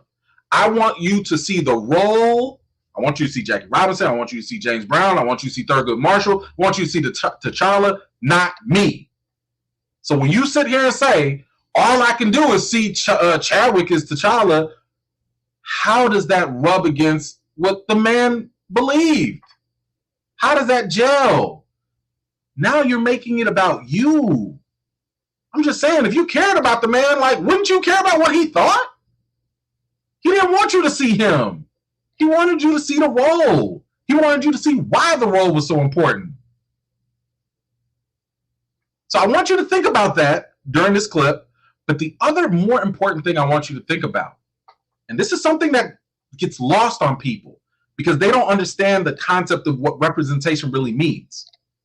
I want you to listen to what he says about leading Black roles. Not only how he wants to be viewed as an actor, but what he talks about with leading Black roles. Check this out. I think that this is going to rock some people. Here we go. We're in a time right now where I love it and relish the fact that when I shot Black Panther, I'm shooting it with Michael B. Jordan. Right. And we can coexist. But there's this thing of, if you're making movies and you're doing well, people start to say, oh, he's the next Denzel, or he's that. Right. Making your success be based upon the idea that there can only be one of you. And we as actors, we talk about this. We talk about how debilitating that is, how negative it is, how, it's also frightening. You know what I'm saying, to a certain degree, because you feel like it divides and conquers. It makes us pit you against each other. Puts us against each other, yeah. Exactly. So I root for Idris Elba. I root for David and Michael, and I root for everybody because I know if they do well, the truth is, it presents an opportunity for me.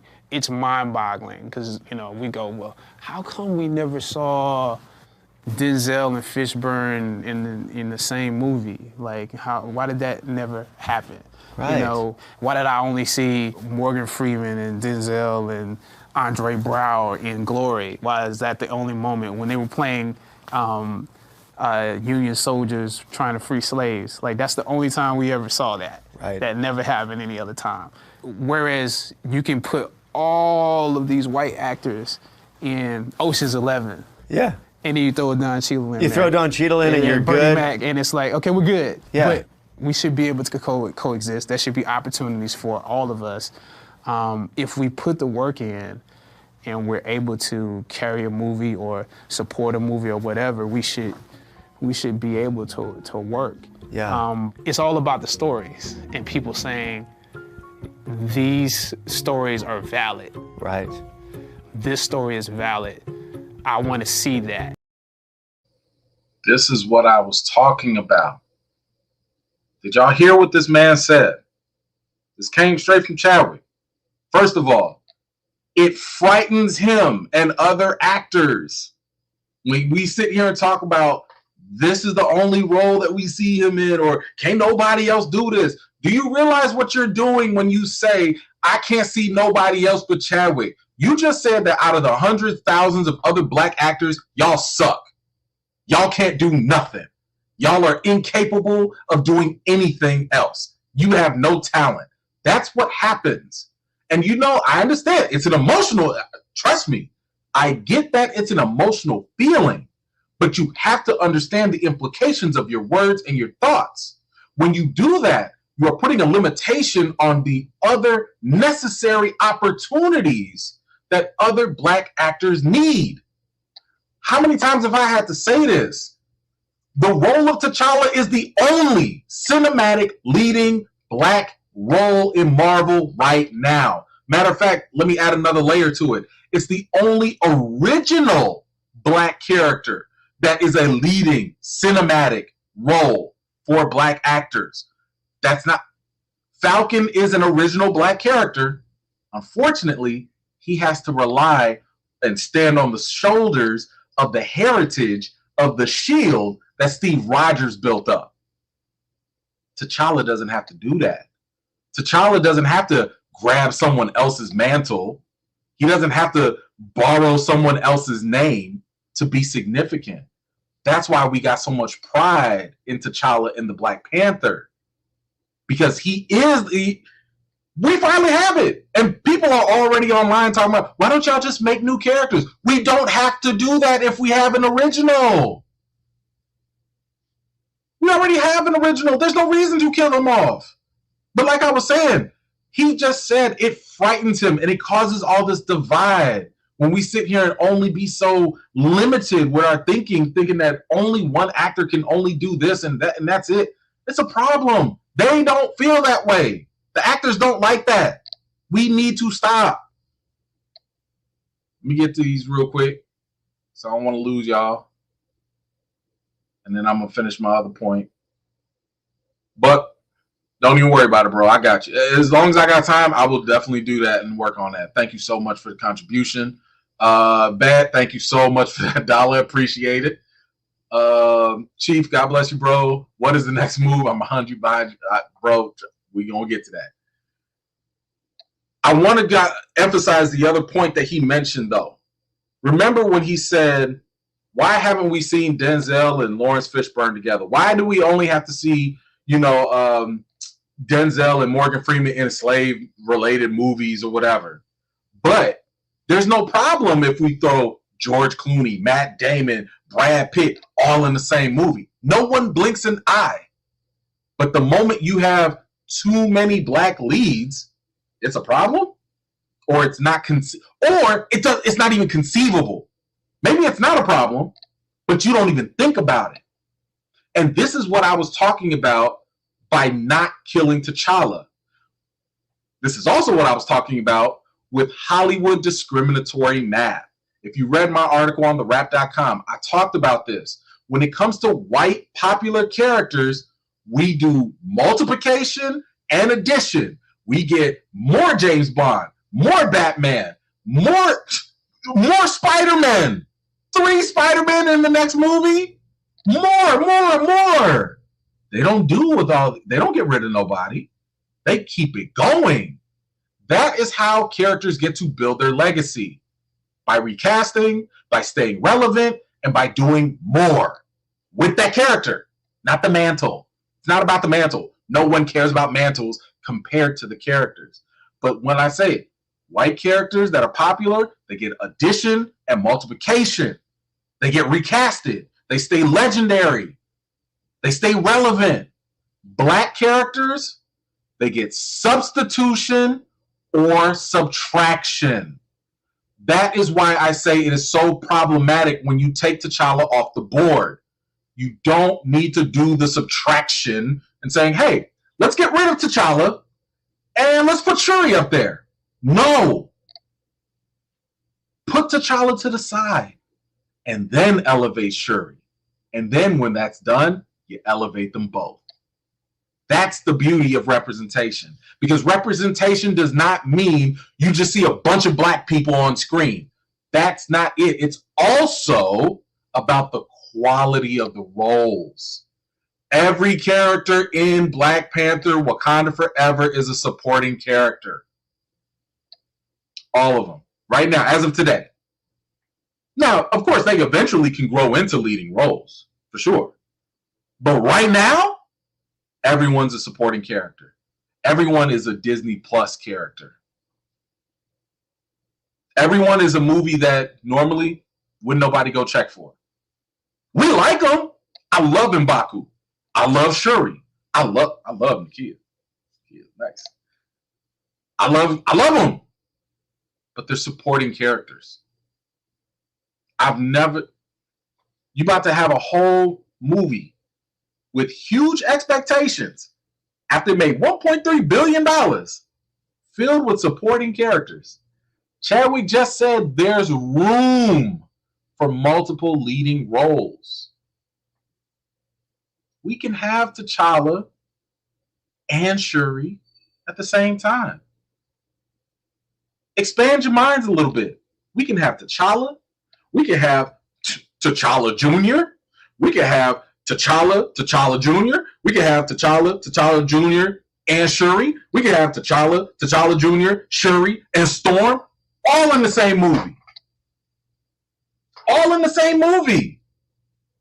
We don't have to play substitution. We don't have to subtract.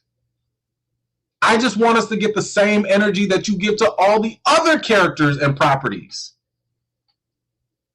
Y'all want to know something funny? Spoiler alert for Loki if you have not seen the most recent episode of Loki. Spoiler alert. Remember the end of Loki? And we sat here and thought, oh my gosh, did they just get rid of the main character of his main franchise? Of his own story? Of course not. But what do we get?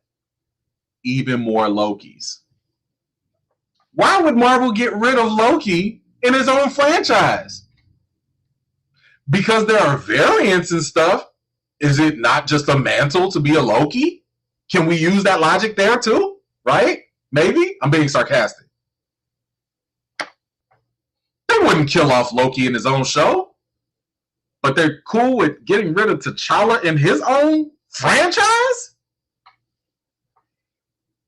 All I'm saying is the optics don't look good. These are bad optics. That's all I'm saying. That's all I'm saying. Okay, let me get these. Dark Side Reviews, thanks for this stream, man. You have adjusted my thinking, bro. Didn't look at it through that lens. Hey, thank you so much. I appreciate it. But this is why I want us to have these conversations. This is why I want to expose you guys to some of this stuff that I've seen, that I've looked at, because I understand how emotionally it's going to sound like what Marvel is doing is fine. But then people don't see the bigger picture because they're wrapped up in the emotion. And I'm speaking from someone who's coming from an emotional place with this same property. So I get it. I understand it. I empathize with it. But I am willing to also speak to the larger picture of what's going on with this. And this is why we need to have the conversation. This is why we shouldn't stop the conversation or invalidate the debate on our own YouTube channels. God, I ain't even gonna name that person's YouTube page because then her followers start harassing me. Sheesh. I am Mr. Kennedy. Thank you so much. When Heath Ledger died, arguably the best Joker, they still keep it alive. Yes. Yeah, they do. Because that is how you keep it relevant. That's why one of the reasons it is so problematic for people to sit here and say, but it's just about the mantle. You don't realize how problematic that is.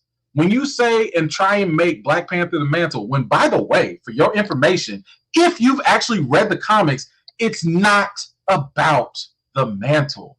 Just because something is in a story doesn't mean that that's what the story is about. Yes, the mantle has been passed around through generations, but the story is always about T'Challa. T'Challa has given up the mantle. He's been like, man, you take it. Other people have taken the mantle. And it's still about T'Challa. It's still about, yo, what is T'Challa gonna do? Yo, how is T'Challa gonna act when he ain't the king no more? What is T'Challa gonna do when there are two Black Panthers at the same time? This is what I'm talking about. They keep that stuff alive in these other characters because they see value in them. Here's the thing. Here's something else. There have been other Jokers. I'm talking about other people that have acted like the Joker. Why don't we see that? Why didn't we see that with other characters, other movies, other stories? Because it's about the role. We care about the characters. That's what makes us familiar. We don't gravitate to mantles. You know what they just did in the comics? They just made Miles Morales, spoiler alert, if you a comic fan, they just made Miles Morales Captain America. Why? Why? It's bad enough that Miles Morales couldn't be an original character with his own original, story and power. Like, he had to borrow from Spider-Man's story and background. Now, don't get me wrong, I'm a Miles Morales fan now. Don't get it twisted. But it's bad enough that he had to double down on that he had to get that. Now he's doubling down on another borrowed legacy of Captain America. Now, at this point, who cares about who's Captain America? Because y'all playing hot potato with these things.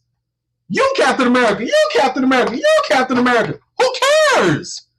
Who cares? That's why I say stop making it about the mantle, because the moment you keep thinking that it's just about the mantle, you have therefore made or are about to make all the black actors and the black characters expendable. They will become interchangeable. You won't care. Imagine for the people out there that do hate Shuri. I don't support that, but the people that do hate Shuri.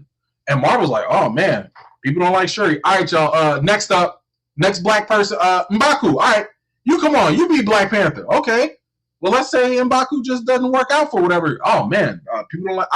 All right, random black man, you come on in. You're Black Panther now. No one's going to care because it's expendable, because it's interchangeable. Don't make it about the mantle. We care about the characters. The characters are our hooks. They are our anchors. That's what's important, not the mantle. Sorry. Okay. Sorry.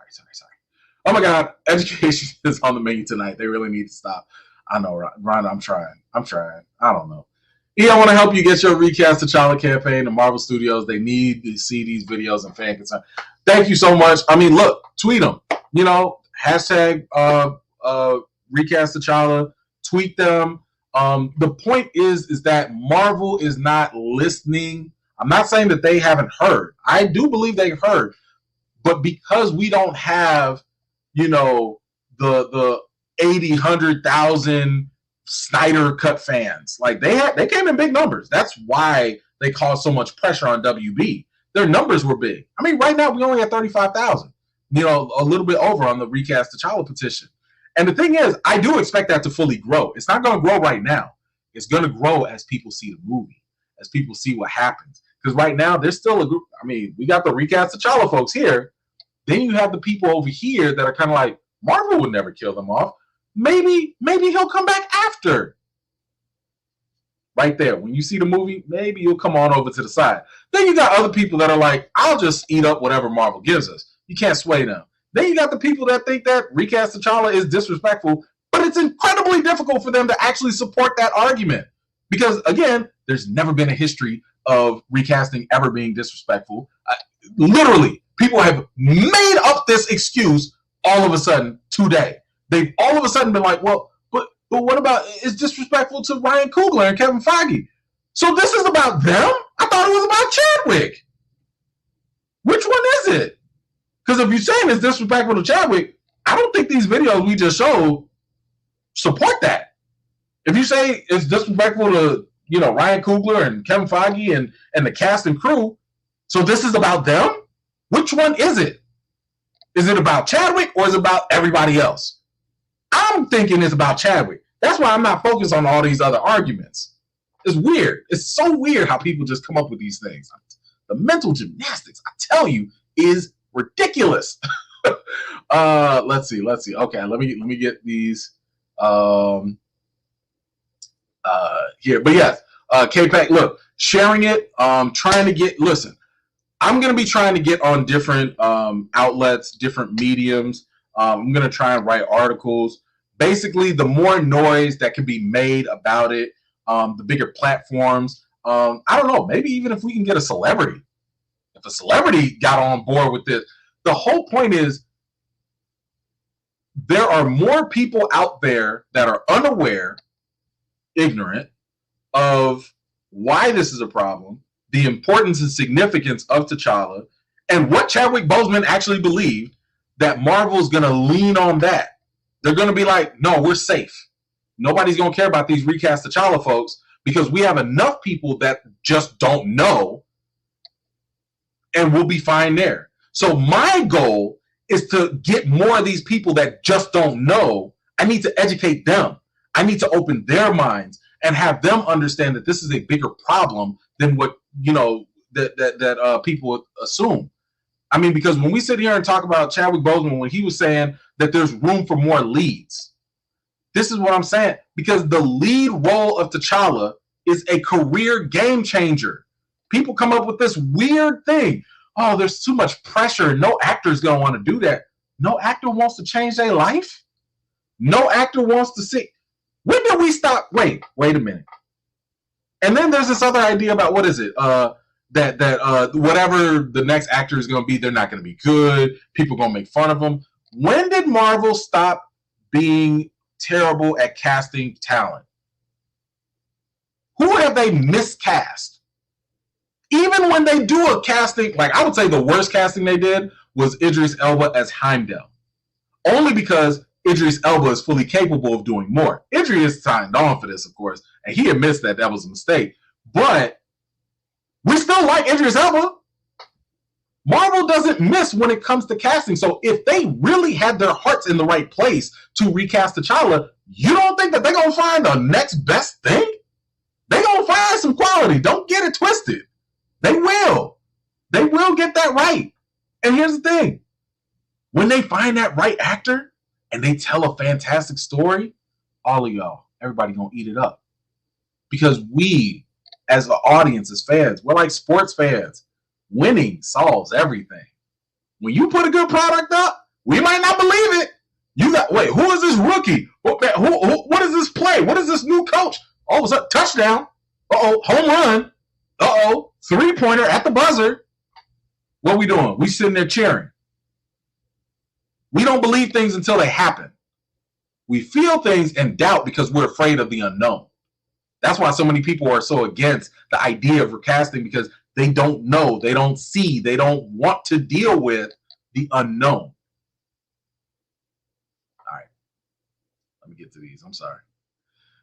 Craig Charlie, thank you so much. Have you tried to reach Charlemagne? He is a huge Black Panther fan, and he has already said on his podcast they need to recast. I'm surprised he hasn't spoken on the petition, recast T'Challa. I've tried to. I mean, you know, I'm only one person, right? Like, I can only do so much. I need y'all help. Like, if you want that, at him, at the Breakfast Club, at these people for me. It means more when other people and multiple people are constantly bringing these things to their attention, because I'm just a small fry. I'm nobody. But all of these people as a collective, we can make movements. I mean, the recast T'Challa thing didn't make the news multiple times for nothing. It was because of the collective effort. So, yeah, I mean, I have look, I've tagged him. I've tagged the Breakfast Club. I've tried to reach out to the producers. I've tried to do that with a lot of things, but I'm only one person. The numbers speak. When multiple people keep hitting them up, I'm like, dang, man, this is the fifth call today for somebody talking about some recast T'Challa and put E-Man on the show. Man, who is it? You know what? We just need to do it. If there's a platform that you think will be beneficial to hear this message, at them, email them, hit them up, tweet at them, do whatever you need to do. Because again, like, I'm just one person. They're not going to listen to just one person, but they might listen to 5, 10, 15, 20, 30 people constantly hitting them up and letting them know this is a conversation that needs to be had. But thank you so much, Greg. I appreciate your support.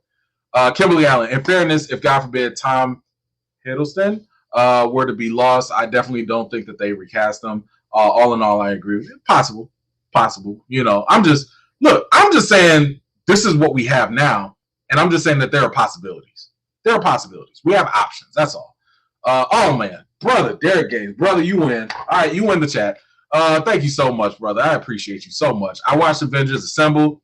Such a good show. It's awesome. And the last 2 seasons were all about Black Panther, his beef with the Avengers, Hawkeye and Iron Man. Plus, it shows the history between Atlantis and T'Challa. So many stories not told, just to be. Oh my God, brother. Yes. If y'all don't want to read the comics, and that's fine, I get it. It's daunting to read it. Go watch the Avengers Assembled on Disney Plus. See how the cartoons handle T'Challa, and you'll get that small taste of how great he really is, how wonderful the stories that we really could have. Man, brother, you just said something right there. Thank you so much for that. Really appreciate you. Okay, I want to make sure I didn't miss nobody. I think I missed. Wait, okay, Jeff Davis. All right. Thank you so much, brother. You better say that, E-Man. Thank you for keeping this critical conversation alive. I'm telling all my people, Tony Stark died and Disney can't wait to keep his presence in the MCU. I believe that is possible. Don't doubt it. Tony Stark gonna come back in some way, shape, or form. You're not gonna leave all that money on the table. I'm with you on that, 110% on that, bro. But thank you so much for that. There's one last video I do want to play for you guys. This one is hold on, let me make sure I uploaded the right one. But this one is a video about this is it. Okay, let me upload this real quick for y'all. This video is I'm gonna tell you right now, this is a stretch. I'm not about to sit here and say that this is exactly what happened, but in case y'all did not know, Denzel Washington was responsible for Chadwick Boseman going to school to become an actor. And Chadwick Boseman, and Denzel obviously have that nice mentor, mentee relationship. And through that connection, Chadwick was always very, very appreciative of what Denzel did for him, right? And it's one of those things that I believe informed Chadwick as a person and as an actor. I believe that because he learned about what Denzel did for him, that also influenced how he views passing on the baton to other actors. And that's one of the reasons why I don't believe that it's actually consistent with Chadwick's beliefs that he'd be okay with just ending the role, because like I've said before, a leading role in Marvel is a game and career changer. Ask Tony Stark, ask Robert Downey Jr., Chris Pratt, Chris Evans, Tom Holland, Chris Hemsworth. Every one of these people that have had leading roles, they're getting more opportunities, more money, because now they're leading. They're having a lead role. Anthony Mackie, okay? He's getting a pay bump because now he's going to be in a leading role in Captain America 4. What does that tell you? That means that, yes, you could be a lead in a Disney Plus series, but being a lead in a movie means more. It's a higher level because now you're global. Everybody ain't watching Disney Plus.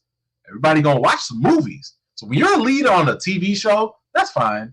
When you're a lead in the movie sense, that's a higher level. That's why T'Challa is so important. He was the only one. He was literally the only black character that could carry a billion-dollar franchise. That's not Disney Plus numbers, okay? I'm sorry. Falcon and the Winter Soldier did not impact society. Black Panther did. The role of T'Challa did. Anyway, I want y'all to watch this real quick. There is no Black Panther without Denzel Washington.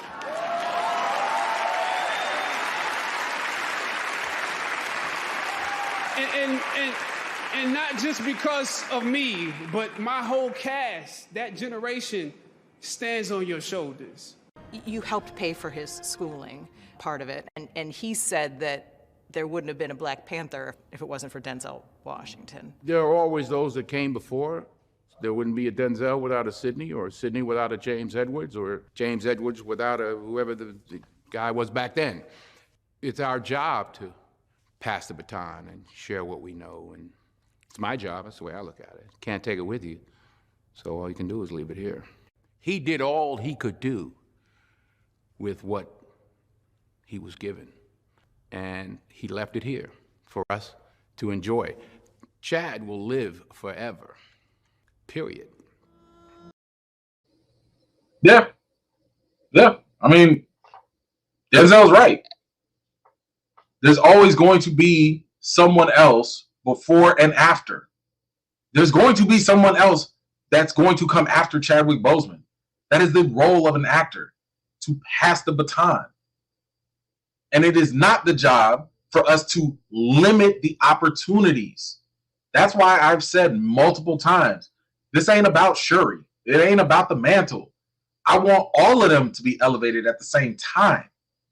You don't have to get rid of one to replace the other and play the substitution game. We don't do that with other characters. We don't need to start doing it now. This is why I'm saying, like, I strongly believe that Chadwick would have been like, yes. What did he say in the other one? I'm rooting for Idris Elba. I'm rooting for Michael B. Jordan. I'm rooting for he's rooting for all these other actors because he understands there needs to be more quality black roles.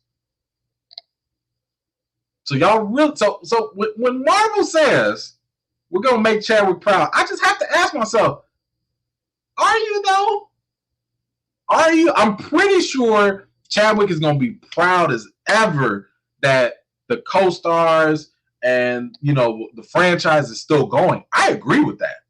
I think he would definitely be proud that we're still getting a Black Panther. I think he would definitely truly be happy about that and proud of that. I don't know if he'd be, I don't know. I doubt that he would be very happy about killing off his character for good. Just me.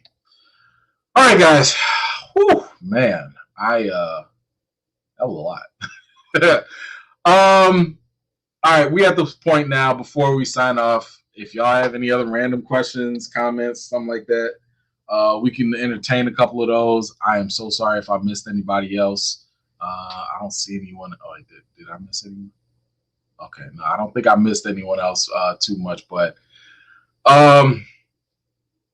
y'all let me know if you think Marvel's gonna make Chad proud. I mean, like I've said, I think they're gonna throw everything in the kitchen sink at us with Black Panther 2.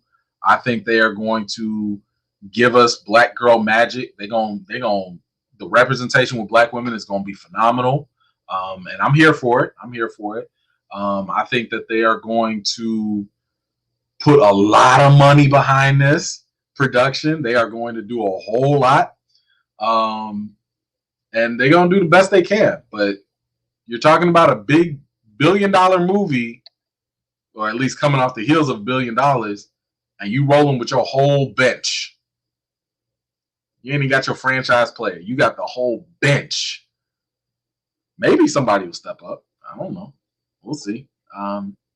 But I've always been a very big advocate of more. I want more black leads. I want more quality roles. I don't want just a bunch of black characters. I don't want just a bunch of black actors. I want quality and quantity. I want both.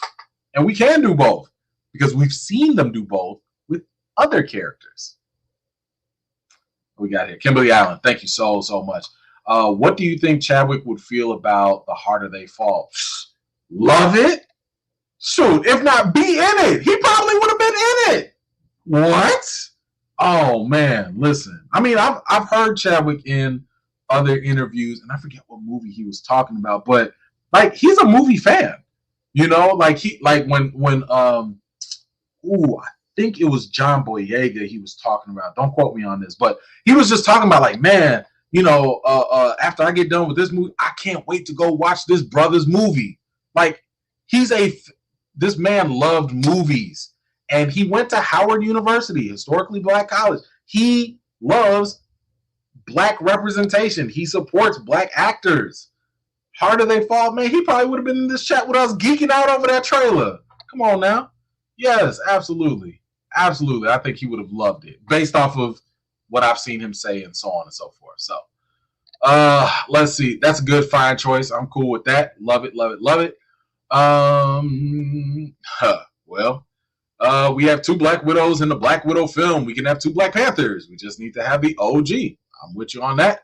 Hey, I'd love it if we can get that 200. Appreciate that. Let's see what else we got here. Yes, they are shooting in Atlanta right now. Okay, Diane Mitchell. Yes, yes, yes. Kill Bill 3, Volume 3. Yes. If they throw Sonny and the Widow from the Badlands into it, ooh, recast T'Challa. It's not that difficult. With you 100%. First of all, Into the Badlands. Ooh, wee. Love that show. I got to finish it, though. I've only gotten to like season 1, I think. So I got to get to the other ones. But yeah, that is a quality show. Great, great point. Thank you so much. It's going to be a disaster if they don't recast, you know. The sad thing is there are going to be so many people caught up in the emotional stuff, they're not even going to realize how bad it is. They're going to be like, but they gave us Shuri and she's the Black Panther. But they gave us M'Baku and he was funny. But they gave us Killmonger in a quick scene. But they gave us all this other stuff. Like, I guarantee you that is what is going to happen. I promise you that is what people are going to say. I promise you the excuses will come out of yin yang to come up with all the different ways to not process why losing a Black quality leading role is not a problem. Shout out to Shaquay. Thank you so much. It's doubling up with the Cash Apps. Thank you so much for that. Also, thank you to 710 Cookies. I don't know who that is, but thank you so much for the Cash App as well. Appreciate you for supporting the channel. Let's see. Quality and listen, I'm trying to tell you, representation does not just mean throw a bunch of Black people in front of the screen. If all the Black people are all extras, that's not representation. If they all supporting characters, that's not representation. Multiple strong leads. We just heard Chadwick say that himself. There's nothing wrong with having more Black leads in the same film. Have Black Panther 2 be about Shuri. Have Black Panther 3 be about Shuri and T'Challa. Not T'Challa Jr. Not some other brand new Black character that no one cares about. I'm talking about the actual characters that we know and that have no problems continuing to exist. I'm with you. Let's see. It's going to be a lot. I'm not going to lie. Like I said, they're going to throw some. Look, I still trust Ryan Coogler to do a good job. I just don't think that this is a good decision to make if they finalize it. And I know some people say, like, well, they started production, so that's it. No, it's not. Do you not recall the fact that they started production, they were almost done with WandaVision, and they still took Doctor Strange out at the very last minute? Miss me with that. No, it ain't done until it's actually on screen. And even when it goes on screen, I don't care. Even if Marvel chooses to still kill T'Challa off in the theaters and show that, I'm still going to be talking about recast T'Challa because I still need people to understand how unnecessary it is to kill a fictional Black character that has transcended into the culture 3 times. Unnecessary. Don't care the circumstances. It's fiction. We can write our way out of these things. Ooh, okay. Stop watching after 1 and 2 Fast and Furious movies. I get it. I feel you. Let's see. Hopefully they make the movie during the blip so they have a couple years to figure it out, not in the rushing things. That would be smart, but that is not what I'm hearing. I'm not hearing that they're doing that. I'm hearing that it's going to be present day. They want to push this story forward. Yeah, that's a very good idea. Does not, from what I've heard about the script and what at least the rumors that are flying out there, that ain't what they're going to do, unfortunately. Kristen, let's see. I think they're making a mistake. I think they're going to do some good things within that mistake. I agree with you on there. They're going to learn a heavy lesson, and I think eventually they will right that wrong, or I hope so. I mean, look, at this point, and I've said this, the uneasy compromise is you kill T'Challa, but you give us T'Challa from the multiverse. Okay, people can mentally be like, all right, that's a variant. Okay, fine. You know, we could do that. I don't know if Marvel is willing to do that. I think that Marvel might be stuck in the mindset, as I said, discriminatory math. And yes, this can come from Coogler or Nate Moore too. You ain't got to be white just to fall into certain practices or mindsets. That racial component, it's an ideology. It's an ideology. It's a mindset. It's not just about race. I can totally see them just being like, no, it's fine. We'll give T'Challa a random kid. There you go. Legacy passed on. We don't need T'Challa's history. We'll just funnel that through some other character. All right, cool. I can't wait to see the Damian Wayne movie where we get rid of Bruce Wayne, make a whole franchise about it, and talk about It's Just a Mantle, and we'll just tell all the Bruce Wayne stories through Damian Wayne. Why not? Sure. That logic should work, right? Let's see. Let's see. Yeah, that is pretty much the sad thing about it. Let's see. The process of recasting will take years. I hope folks realize the movement ain't for BP2. Yes, it will take years. Yeah. No, for sure. Like, I've tried to tell people, like, the recast T'Challa thing, it's not something that's supposed to work overnight. This is something that is going to go all the way into 2022 and then some, because people are still not going to understand the implications. People are not about to sit here and be like, let me grab the 55 years worth of comic books and read up on this. People are not going to do that.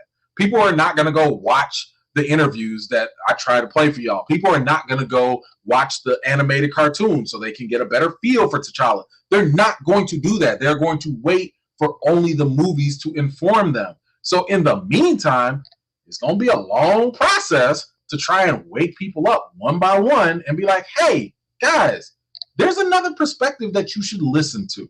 Maybe you agree with it, maybe you don't, but at least if you listen to it, that'll go a long way. All right, let's go, because I gotta wrap this up soon. Let's see. Justin, I'm with you on recasting role. Just for I gotta go through these fast though, because y'all coming in with them. Just for thought, do you think that the decision of not recasting could have come from direct from Ryan Coogler, since he's the one writing the story? It is very possible. I don't know for sure, so I'm not going to put that out there. I don't know if it came from Kevin Feige. I don't know if it came from Ryan Coogler. I don't know. But what I will say is that it is very possible that it might. It is very possible that they all agreed on this.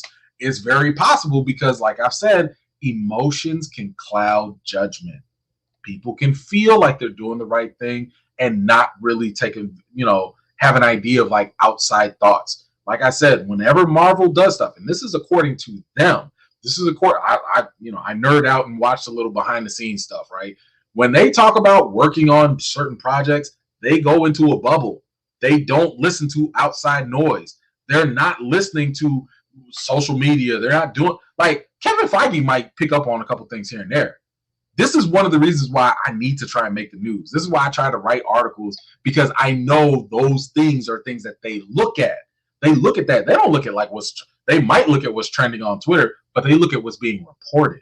They look at what makes the news. They make what makes noise, because you have to penetrate that huge bubble that they have already around them. So that's just one of those things. But it could come from them easily, and they just not even realize it. Thank you, Brother John. Let's see. When they purged Loki, do you think he went back to where Thor was when he got arrested? I don't know. I think right now he might be in purgatory of some sort, or limbo. Not purgatory, supernatural.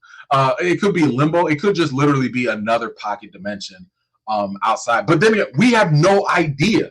Like, we just don't know where variants go when they are reset. I don't know. It could literally be so many different things. We'll just have to wait and see. We're dog sitting, so the dog needs to get walked. I hear you. All right. I'm coming. Let's see. Dark Side Reviews. Into the Badlands is amazing. We have interviewed Sherman, August, and Daniel Wu several times. You must finish that show, brother. I will do that. Worry not. I'm on it. I got you. I still got to go watch Evil with my Bible first, though. Thank you, sir.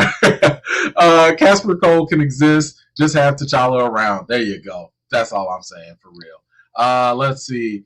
Bruce, thank you so much. I don't know if your comment got lost, but I appreciate you. Thank you so much for the support. Jackie, I'm just trying to keep up. I'm just trying to tell people something. Let's see.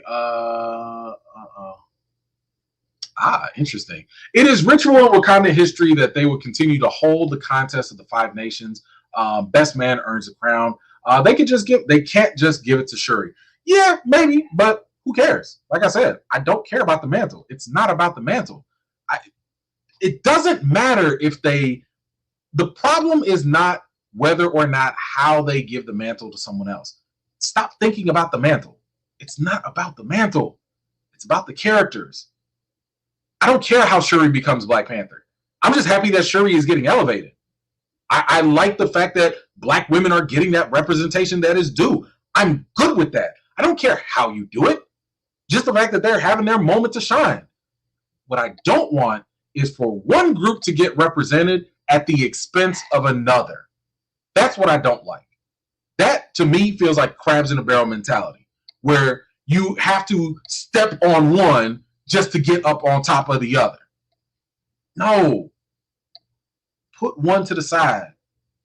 Elevate one. Then you bring them both together and you elevate them together. We don't even understand. People be jumping to so many extremes in social media and the world these days. We don't even think about the nuance. Think about the nuance.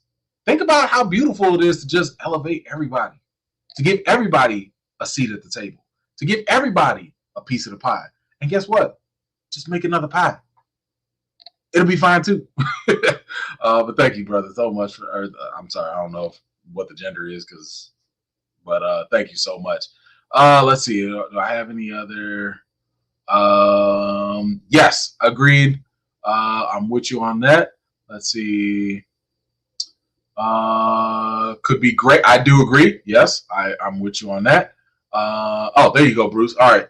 Thanks for responding to my tweet earlier. Hey, no problem. Thank you for supporting and reaching out. Let's see. Looks like 2 might be seen as a convenient way to get rid of the character and franchise. I hope not. I mean, I'm still rooting for Black Panther. I still want this franchise to be successful.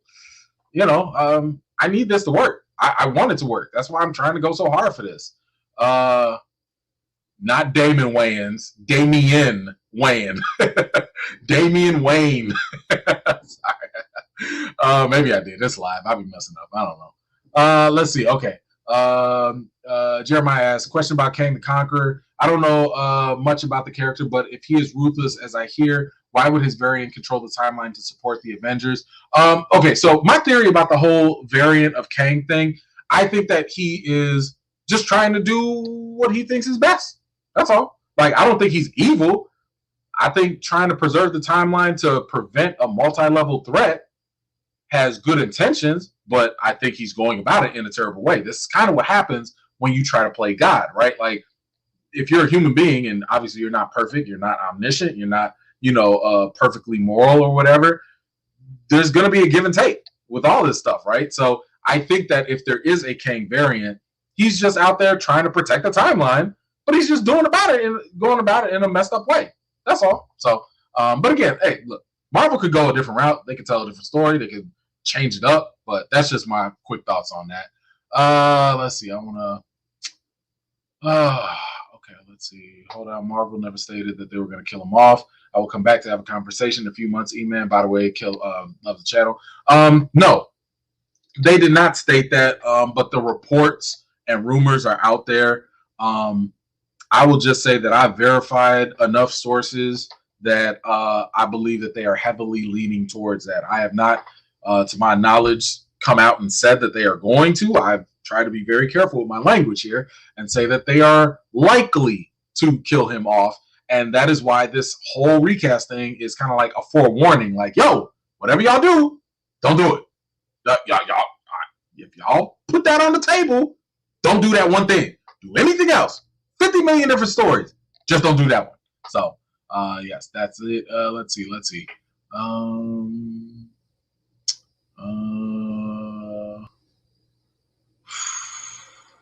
Listen, I would love to. Trust me. I'm gonna try. Like I've sent, emails and stuff. But like I said, these are things that, like, if y'all reach out to them on our behalf or whatever, maybe they will listen when the numbers pile up, when the emails pile up, when the tweets pile up.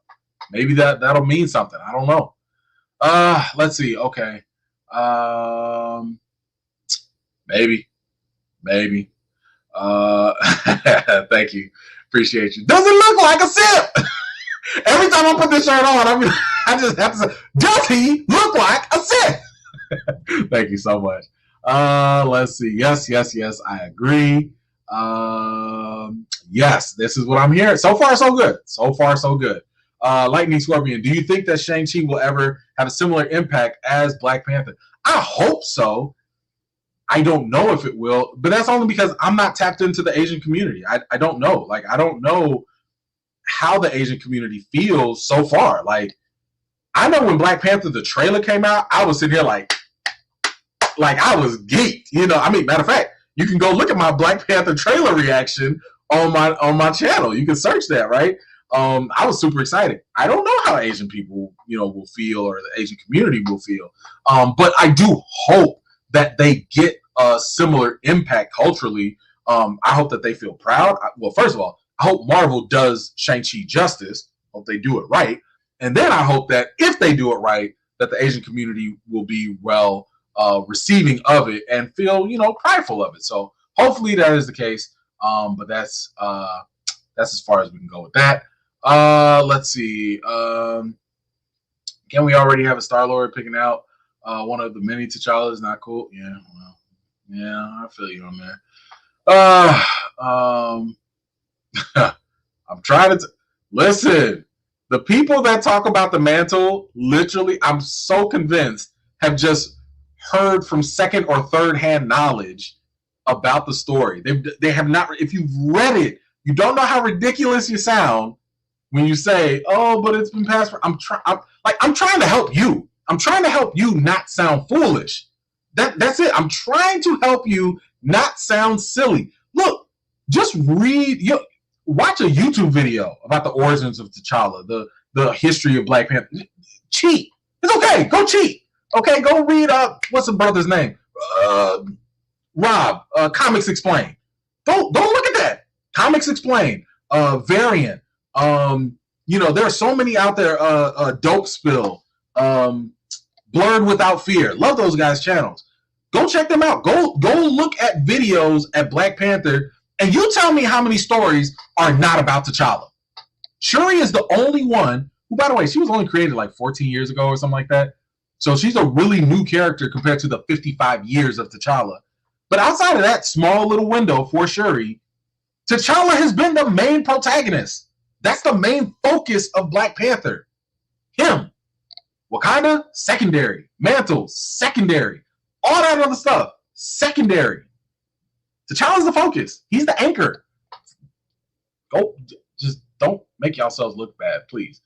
Let's see. Hold on. Let me get to these last couple here. I think we're getting close. Okay, I just want to make sure I didn't miss it. Okay, thank you so much. Let's see. Considering the mechanics of the Wakandan afterlife, that the souls of previous rulers and boss could choose to put T'Challa's soul into a new body. So, you see that? You see this? This is what I'm talking about in terms of you don't have to write yourself in a corner. That's totally possible. So whether you want to do it via time travel, multiverse, soul, spiritual body exchange, I'm okay with that. You want to have him reincarnated? I'm cool with that. Because it keeps the character T'Challa there. That's all. I've said this in the petition. What did I say?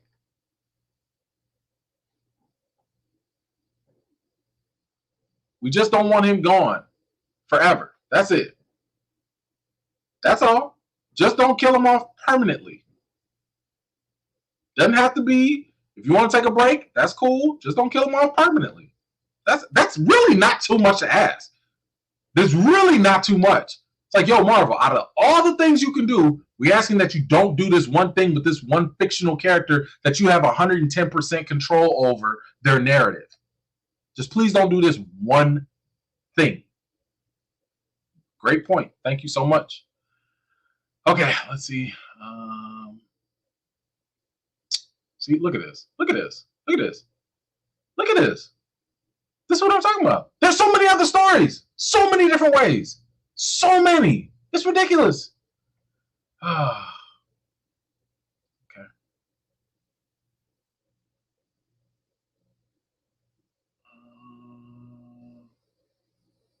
As a person that watches Comics Explained, that's a great YouTube channel. Yeah, definitely. I mean, look, I'm trying to help y'all out. Cheat. You don't want to read all the comics? Cool. Go on YouTube. Watch these videos. There are people out there that will explain it to you, and I guarantee you will not see anything. It's just about the mantle. No, it's not. Please stop saying stuff like that. Please. Oh my goodness. Let's see.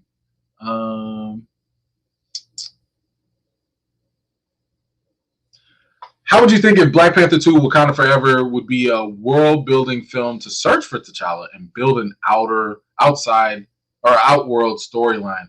I am not of the belief that you take a franchise movie to do world building. I don't see how that works. World building is a secondary feature when it comes to movies. Again, we go to movies for the characters. Usually we'll go for the plot, right?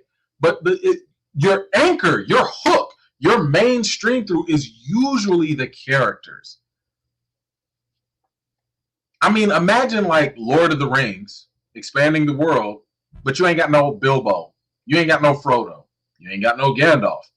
You're just jumping around from different stories. Is it as interesting at that point? I don't know. It could be lost. It's easy to get lost in the sauce and just be like, whatever. I'm losing interest. Our interest stays in line with the main characters. Now, if they're doing something for the search of T'Challa, maybe, like, again, I think we will be understanding of that. But here's the thing. Bottom line, I don't care what they do as long as they don't kill him off permanently. That's my main thing. Even killing him off temporarily. You gonna kill him for the third time? First he died with Killmonger, died. Then he died in Infinity War, and now you're gonna kill him again? Stop killing black people like this. We don't have enough characters as it is. Gosh, I know the real life tragedy is terrible, but it does not need to mirror the actual fictional stories. Anyway, all right, guys. I've run up my time with y'all. I need to go walk this dog before it gets messy. Appreciate y'all so much. Thank you so much for hanging out with me and talking and chatting. We got Wednesday, the live is coming up next. The Loki talk. I need to record the Loki breakdown, so I'm gonna do my Loki breakdown for y'all. Hopefully I can get that done in the next day. Let's see, what else do I have? So I just dropped a couple reviews. Please, if you haven't watched them, go ahead and check them out. You're talking about the Tomorrow War, which is weird. I don't know why some people hate it, some people love it. It is the weirdest thing to me, but I loved it. I had a good time with it. So you can go check that out. You can go check out the interview I had with the director right after. That was pretty cool. Loki, episode 5. We only got 2 left. It's about to be crazy. It has to be. It ain't got no choice. They cannot give us another episode 3. Don't do that. But I'm looking forward to it. So by all means, please go ahead, check those out. And by the way, don't forget, I had that contest, the Black Widow contest. Make sure y'all go check that out as well. Get y'all some free stuff. Treat yourself, whatever. But like I said, I want to say thank you so much for taking the time to watch my videos. I appreciate you guys supporting the recast T'Challa, just supporting me in general. I mean, if it wasn't for you guys, like, I would not be doing this. I would not. It's because of y'all that makes all of this stuff possible. So I really want y'all to realize how much I appreciate you guys rocking with me, supporting the channel, coming through weekly, and doing everything that you do. Like, it really, really, really does matter. So I'm already losing my voice, and I got to go record the breakdown. So if I sound kind of, bogus, y'all know why. But y'all be safe. Y'all take it easy. Until next time, see you guys later.